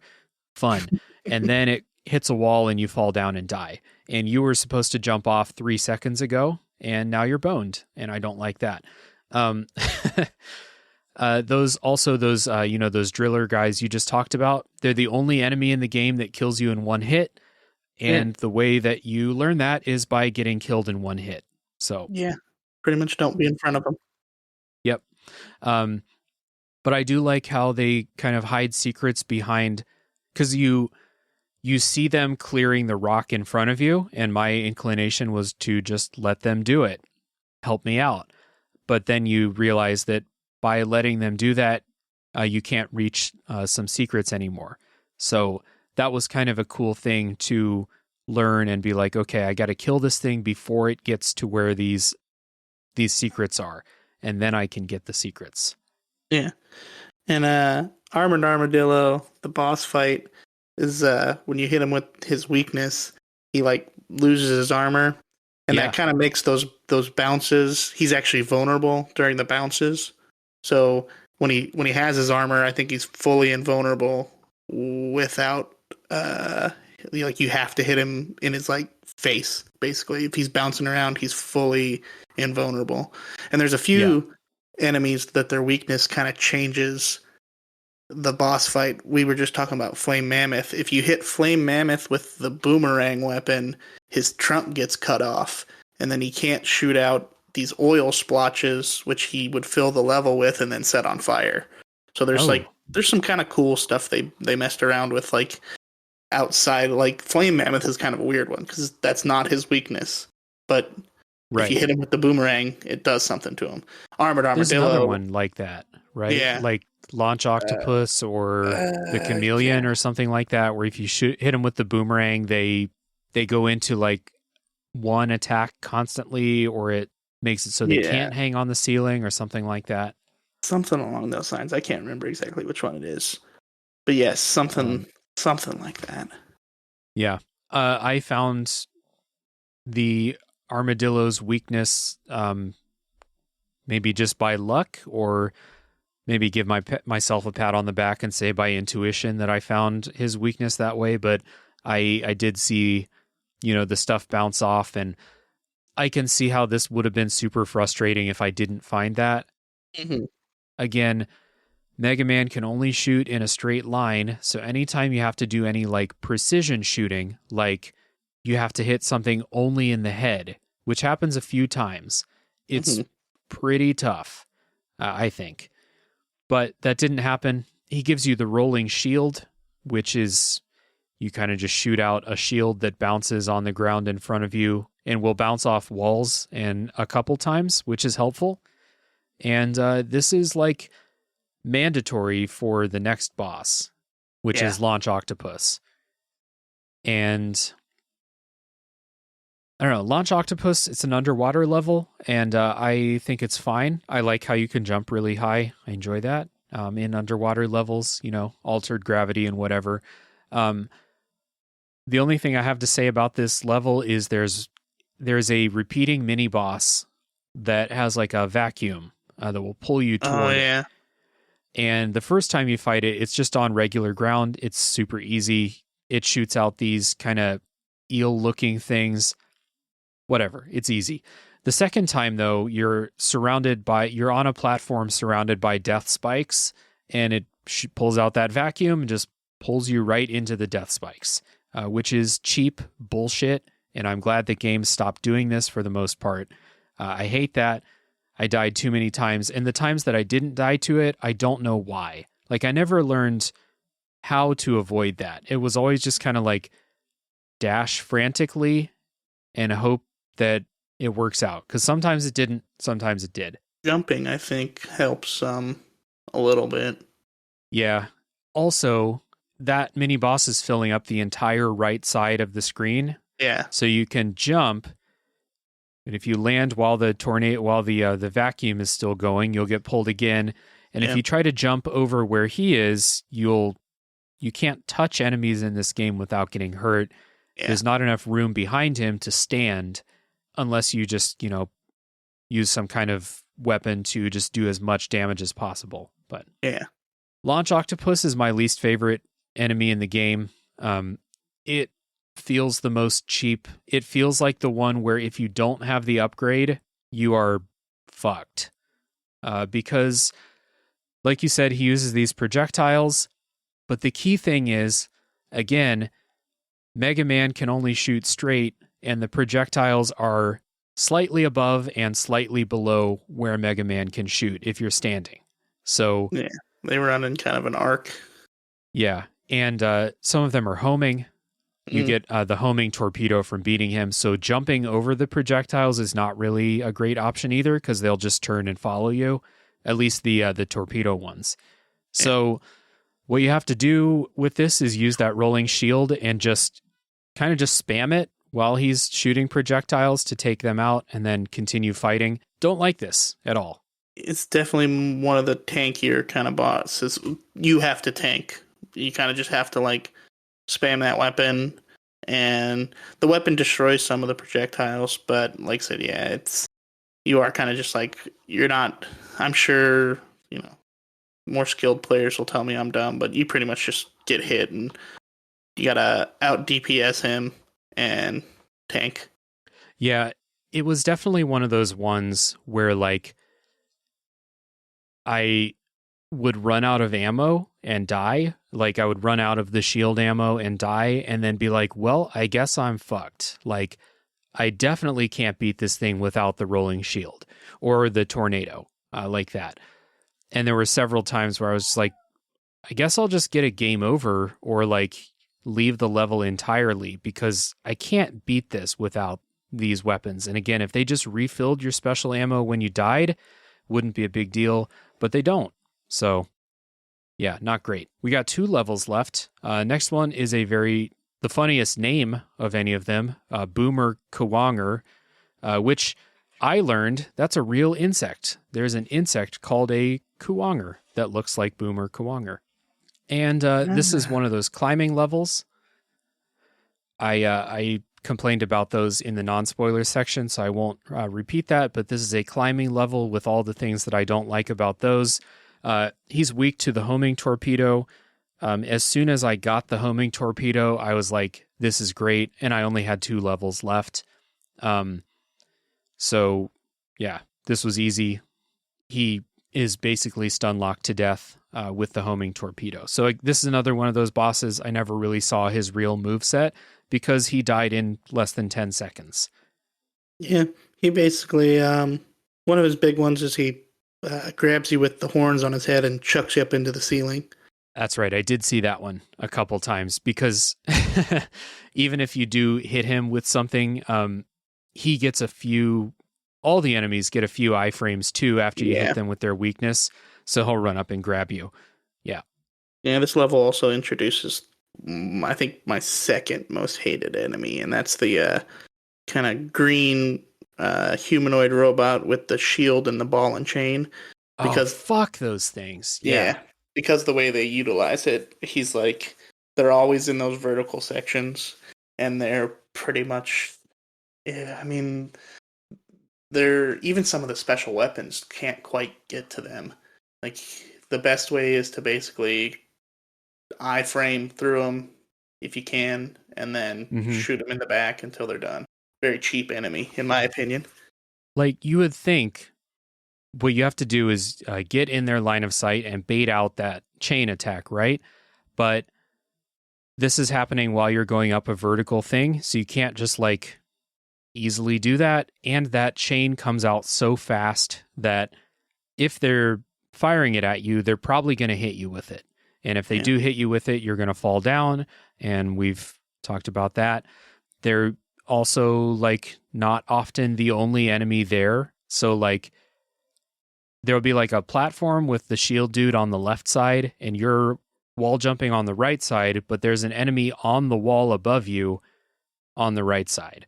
And it's just a combination I think is pretty not fun. Yeah, not fun. Yeah. Boomer Kawanger, as you might guess, gives you the boomerang weapon. And the boomerang weapon is incredible for upgrade hunting because it will grab stuff and bring it to you.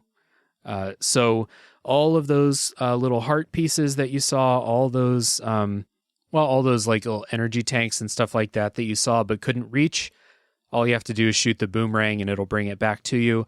So this was time to revisit all the other levels and get all of those heart pieces to get max HP up. Yeah. The order you ran in, pretty much, yeah. Like, you would have everything you need for catching most of the upgrades at that point. Boomerang would have been the last, like, upgrade that affects exploration. Yeah. All right, and the last level is Sting Chameleon, who this is the worst mini boss in the game, I think, guarding the armor upgrade, which I really could have used this armor upgrade throughout the entire game because it doubles your health, basically, or it halves the damage that you take. Mm-hmm. So, like, all those times I complained about, like, enemies killing you in 3 hits, this would have been super helpful, but it was just in the level I chose to do last. Hold on a second. Rookie, shut the fuck up. Quiet. Yeah, this mini boss is super hard.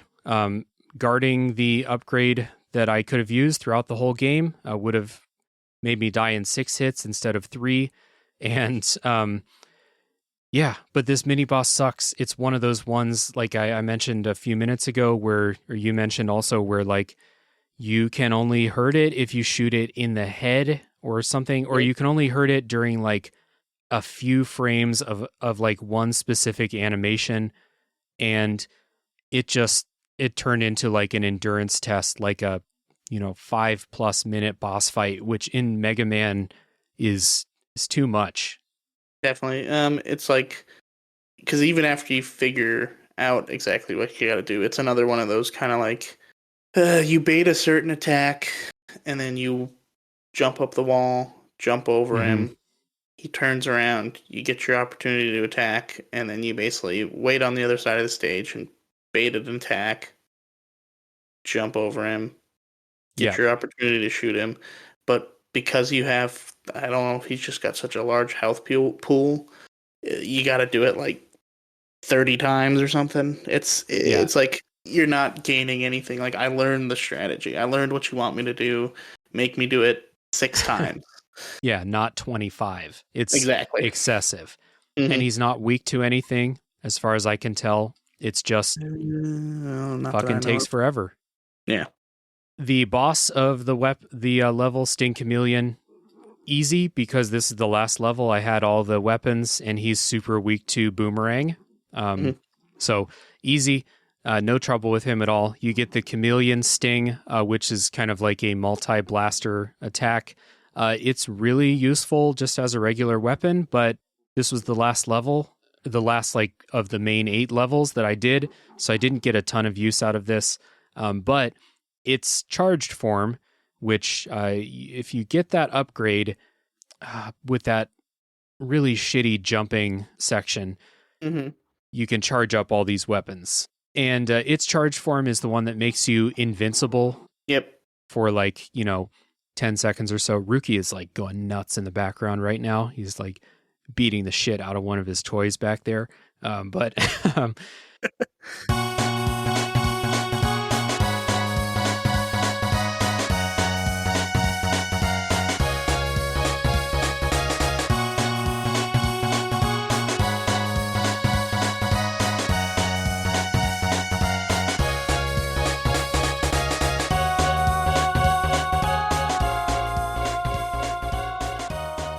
so like this is a good transition into Sigma's levels, because we're done with all the Mavericks, and now we have 3 Sigma levels.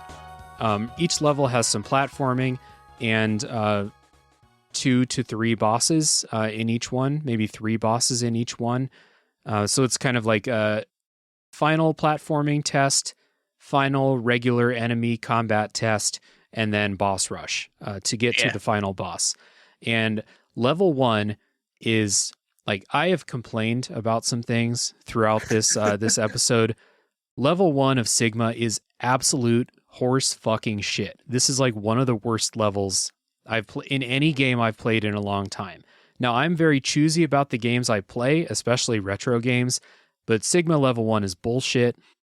It has, at the beginning, it has a green platform section, which is over a giant bottomless pit with enemies flying in to hit you. I got game overed here like 3 or 4 times, which means I died many, many times here, just on this section. Bullshit.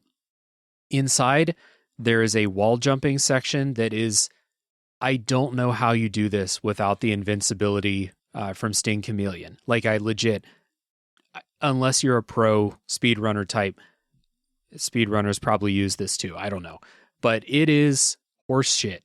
I hate this level so much. The only thing that kind of saves this is that I think level 2 and 3 for Sigma are pretty good, like pretty fun. But level 1 is so bad. I think, like, I'm very confident in saying that this is actual horse shit. This is a bad level. And I could only get through it using the invincibility upgrade plus iframes. This is one of those ones, man, where it's like, maybe you're making some progress, but the second you get hit and you fall down, everything you killed is going to respawn above you because you left their part of the screen. And so it's just, it's like, it feels like this Sisyphean thing. Like, you're never going to get to the top unless you use that invincibility upgrade, which I get you're experimenting maybe with those charge upgrades, but why does the chameleon sting make you invincible? It just seems kind of random. Again, this game feels like it's all about experimenting with all of these random things that are happening. And for a little kid who this is the only game you have maybe, and you have an entire summer to play it, and you have your cousin or whatever to bounce ideas off of, cool. This is how you're gonna spend your time, and you're gonna get those cool feelings when you do figure it out. For me, this is not fun to figure this stuff out because it's not intuitive. So anyway, not to belabor that, you're starting the boss rush in Sigma 1. I think I sent a message in the Discord when I got there where I was like, is this a fucking boss rush? Like, what? How many more hits can this game give me? But the boss rush is actually easy and kind of a cathartic, like, revenge tour because you have all the upgrades. Chill Penguin, who was my nemesis when I first started the game, I fucked Chill Penguin up during the boss rush part. So I kind of enjoyed that. And it continues through the next couple levels. Literally set that motherfucker on fire. Yeah. Yeah, dude. Good times.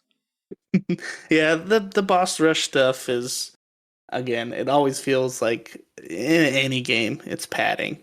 And this kind of runs a little, like, I think even in some of the other, like, Mega Man X games, it's literally, this one doesn't have that. It's literally just a room where you, like, get teleported to all the different, this one is, like, at least, like, you play some of the level, you play a boss, and then you play some level, and then you play a boss.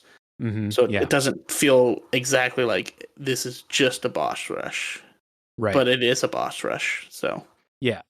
I did have a couple moments of panic when, like, Boomer Kawanger showed up, and I was like, oh, I forgot what he's weak to.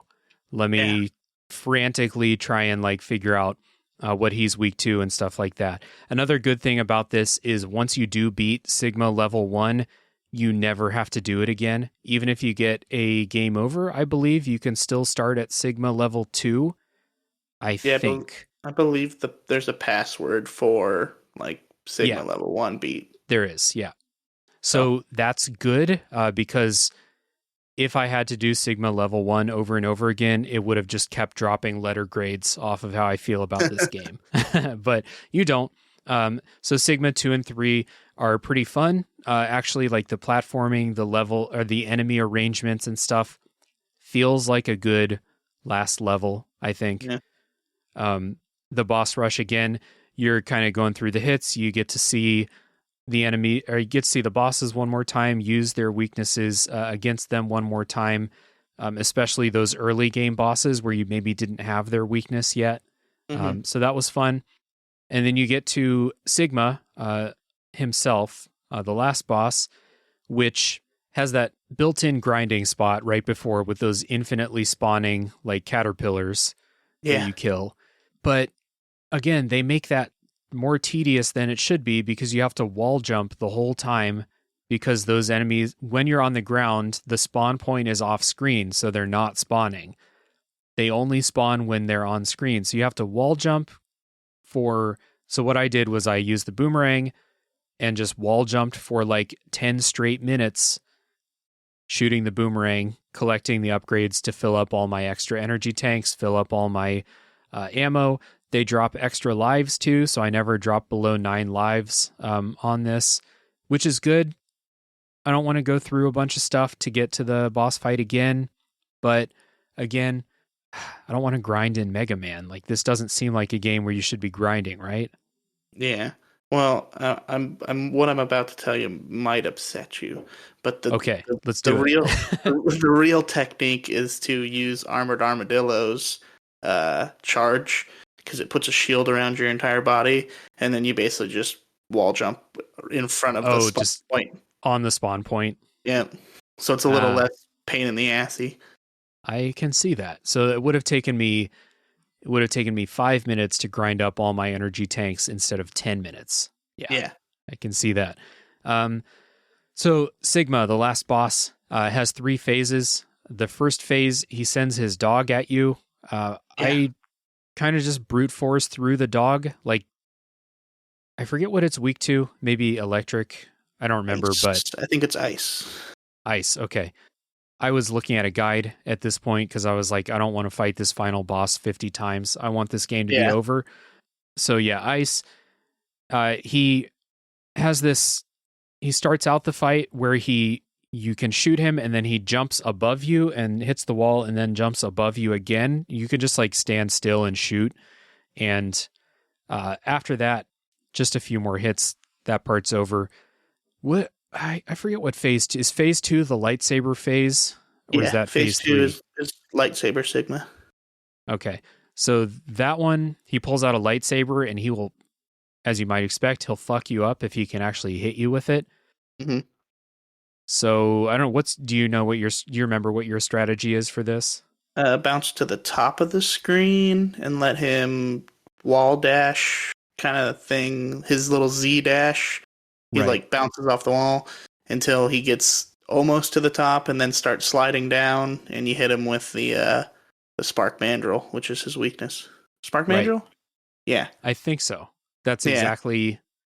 It's exactly what I did. Yeah, I think when he's on his 4th bounce and he's Yeah. like leaving your wall to go to the other wall, but he's approaching your like height, then you can Yeah. just drop off and hit him.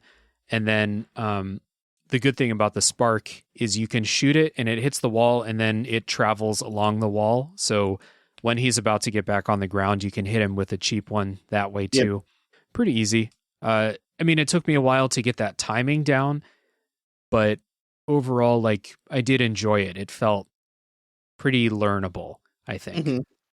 Yeah. And then phase 3, I don't remember what phase 3 was. Giant room Sigma. I think he's Right, like yeah, where you jump a on his wolf. hands. Yeah, Yeah, he's like his little tiny heads inside of a big old wolf body, so kind of like his dog and him as one giant robot. right. And So yeah, you're on his hands basically. yeah, he drops his hands down to try and hit you, and then you jump on top of his hands, and he brings you up to the level of his head. Because again, Mega Man can only shoot in a straight line, and then you can shoot his head. Yeah, this is one of those ones where I was like, this is pretty fun. I enjoy this, but I don't want to do the first 2 phases every time. I die on the 3rd phase, and this is what the final boss of the Messenger is like, and it's way better in the Messenger. So that was all I could think about during this was like, this is fine. This is an enjoyable boss fight. In the Messenger, it's really good. And Yeah. that was all I could think about. It's not Mega Man X's fault, but that's part of my experience playing the game. See, and I haven't played the Messenger. It's definitely one that everyone I've ever spoke to said it's 100% worth your time. So It is. It's a good game. Yeah. But yeah, there's kind of this is a little bit of a long kind of thing, but we'll finish it out. There is a Yeah. secret that you can get in the game. You can only get Okay. it after you've collected all the upgrades and you're an Armored Armadillo stage. The jump that you hate, if you actually jump slightly earlier, you can land on the wall, and then there's a platform, like kind of, or like an outcropping that you get up onto there. Um, Usually there's just a health tank up there, but if you do Yeah. it 3 or 4 times, I think is what it is. So you basically you get up there, get the energy tank, jump off and die, and then you get spawned back to that uh like midway point, and then you do that jump again, and you get a capsule, Hmm. and Dr. Light is dressed up like Ryu from Street Fighter, Ryu, and he gives you the Hadouken. And you basically Oh, right. you do the Hadouken the same way you do in Street Fighter, like a quarter circle punch, and that will kill the dog in one hit. And I think it kills Sigma Stage 1 in one hit, like Lightsaber Sigma. I think, Interesting. but you Okay. you have to have full health to pull the Hadouken off. Oh, I see. That's okay. Cool. I did hear about that. Like, I went into another, like a Slack server to talk about the game after I beat it, and that was the first thing someone asked. Was like, "Did you get the Hadouken?" And I was like, "What? No." What? But okay, interesting. I did. I did get the energy tank that's in that spot. Mm, The first time, yeah, but I didn't ever think to go back there because why would I? But that's definitely one I didn't know as a kid. I think that's one that I right. learned from the internet after, you know, I think I went into a guide like, wait, what was the level order again? And then I saw this secret upgrade, and I was like, well, I got to figure that out. So, Yeah. That's kind of interesting. I'm not. Yeah, I don't know. I don't want to get too deep into the placement of a super optional upgrade. That's kind of cool and obviously not necessary to beat the game yeah. at all. The last boss took me a while to learn how to dodge some of. He shoots these like energy balls, and it took me a long time to figure out how to dodge those. But by the end, I was dodging it consistently, and it felt like one of those good like skin of your teeth victories Yeah. against the last boss. So I actually do really like it. Um, but the whole time I was just thinking like, man, the messenger just did this better. The Yeah. messenger just feels better to play. Yeah. So I was like, And it feels just kind of thinking even about that. kind of like a there's a lot of those platformers. Blasphemous did it with like just like the whole room, and you're interacting with the boss, and like Hmm. I think in Sigma the rolling shield is the weakness. You can hit him with if you can hit his head with the rolling shield, uh, Right. it does the most damage. But even with that, it's the first time that the weakness, because even with the dog hitting him with the shotgun, the weakness I think cripples him pretty hard. And Sigma with the lightsaber, once that one you do have to figure out the technique, and it's the same with the third Sigma. Even with his weakness, it doesn't feel like you're cheesing through the boss. Like you still have to pick up some strategy. You got to know where to be, and you got to know when to dodge, and your placement actually kind of matters more than it does in any of the Mavericks. So it Right. does feel like an accomplishment, and it kind of sucks that it took until the end of the game to really feel like even if I have the weakness, I still had to strategically take the boss down. It wasn't just like a stun Right. lock kind of thing. Yeah. And so that's why I kind of said like the last boss is definitely my favorite in the game. Like Storm Eagle is the closest to my favorite, like from the eight Maverick fights, because it did feel like instantly familiar and learnable. And the other ones, again, when you have the weakness, like you said, you don't really have to learn it. You just shoot them with it until they're dead. Yeah. And then the last one, the weakness helps you get it done faster, but you definitely have to learn and execute those fights. Mm. So I enjoyed the last boss fight, which is a giant surprise compared to how I feel about most of the other boss fights in the game. So Yeah. that is the end of Mega Man X. Probably the most negative I've been on a game on the show so far, like on the whole. But when I did kind of like itemize, mechanics and stuff like that, there were more things that I liked than I expected. So like, I don't hate everything about this game. I just found this to be mostly frustrating and probably wouldn't have finished this without either consulting people in the Discord or using a guide. Not a big fan of this game overall, but it does have some good things for sure. And I'm glad it was made because some games that I really do like have very obviously taken things from this game, from the Mega Man series as a whole. I don't think I'm going to replay this, and I don't think I'm going to continue with more Mega Man games, at least not anytime soon. Yeah, I guess Mega Man X is about the only one that I really hold that like heavy nostalgia for. Because I don't think I ever owned any of the other ones that were on the Super Nintendo, and I think any of the other ones that would have came out on like the PlayStation 1 were rentals for me. I never owned them.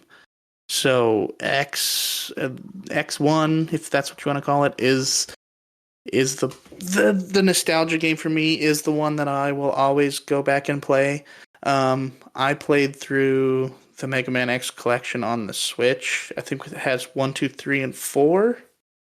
Mm-hmm. And I played through 2, 3, and 4 basically how, more or less how you played through this one, kind of like with a guide, and so there wasn't a lot of exploration. So I think maybe it didn't.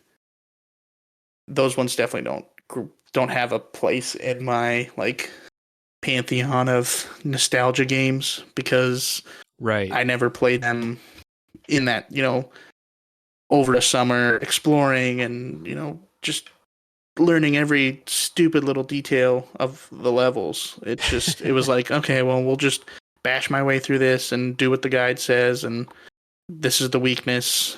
So I didn't probably get a lot of it'd probably be similar to your experience a little bit. Like, I didn't get to see kind of like the boss patterns, and I just kind of stun locked the enemies. And I think Mega Man X4 lets you play as Zero. So I think I played through it as Zero, but it's like, I feel like if you were an avid fan growing up with them, if you played X1, 2, 3, and then 4, and they let you play as Zero, there was supposed to be that kind of like, holy shit, I get to be Zero kind of thing. So yeah, I don't know. I don't know if I could. I don't know if I'd ever. I definitely don't think I could convince you to play any of the other ones. But I don't know if I really can convince myself to play the other ones. I might play X Yeah. on like a bi-yearly basis, but none of the other ones. It's interesting. I think that like playing it with a guide and doing it in the optimal order is not the best way to experience the game, because you're going to miss out on those good feelings when you find the weakness for this boss by yourself, when you find secrets by yourself. If you're just following a guide the whole time, you're going to miss out on that stuff. But the way that the game feels like it's intended to be played, where you just kind of poke around in levels until you're able to beat one, get an upgrade, go to new levels until you find where that upgrade is useful. That's not fun for me. So this is a weird game to think about, like, what is my optimal experience with this? And the answer is probably just to not play more Mega Man games, I think. Yeah. At least not for a while. Maybe I have a better handle on how the controls work and how Mega Man feels to play, and I have no doubt that if I were to start up Mega Man X2, I would not find the first hour of it as punishing as I found the first hour of this game. But again, I think the answer for me is that Mega Man is just not for me. I think that's where I'm going to land here. And I think that's where, unless you have any other closing thoughts, that's where we're going to finish this up. Yeah, that's about it. I think that sums it up. I think the art style changes for the worse as the games go on, so that's probably another good deterrent if you needed another one. Yeah, I don't think I needed another one, but the character designs in particular get very, I don't know. I don't know. I don't know. I don't think anime is the best word to describe it, but I don't have other words. So the art style goes in a direction where I'm like, that is trying too hard to be cool. Mega Man is already cool, you know? Yeah. I think Mega Man's base design is very cool. And giving him wingsuits and stuff like that, or like, I think Mega Man is cooler looking than Zero. I appreciate Zero for helping out during the game, but I'm like, ooh, Zero is this is a section of character design that I'm not a big fan of. So anyway, yeah, Chris, dude, thank you so much for coming on and talking about Mega Man X. You knew in advance that I was going to complain a lot, so I appreciate you kind of talking through it with me. I appreciate your help as I was playing the game. Also, I am pretty confident I would not have finished this game without you and some of the others in the Discord helping out. So I appreciate you, man. Yeah, thanks for having me on. This is like I said, it's a favorite of mine, so I was willing to listen to you bash it a little bit because it's not going to change my opinion. Yeah, that's a good attitude to have, man. Like, if you can see the ways that other people struggle with a game you love, I mean, I hope that even though I complained a lot, I hope that I explained myself in a way that helps people understand what I'm seeing when I'm complaining. Like, and I'm not just saying like this game fucking sucks, man. Trash. I don't think this is I don't think this is a bad game. It's not something to throw in the trash. It's just got a lot of shit that I personally really don't like about games, and this is like exhibit A for why I don't play a lot of retro games, because there's a lot of this stuff just fucking bugs me and it's symptom of the time. So again, like, thanks for thanks for hanging out, chatting about it and listening to me complain about one of your favorite games. And I appreciate you not blindly defending it, even though like I know that you do enjoy this game a lot more than I do. Yeah, pleasure was all mine. It's always good having a little bit of discourse when it comes to your favorite thing, because the nostalgia Yeah. goggles can be pretty blinding sometimes. They can, yeah, for sure. And you know, I've done some other podcasts talking about games that I adore, and other people don't like them, and it's always an interesting conversation if you're willing to have that conversation. So one more time, Chris, I appreciate you. Everybody listening, I appreciate you too. Thank you so much. Go listen to that episode about Blasphemous that Chris and I did. It's a good episode. Yeah. And yeah, stay tuned next week for the next game that comes out of the backlog.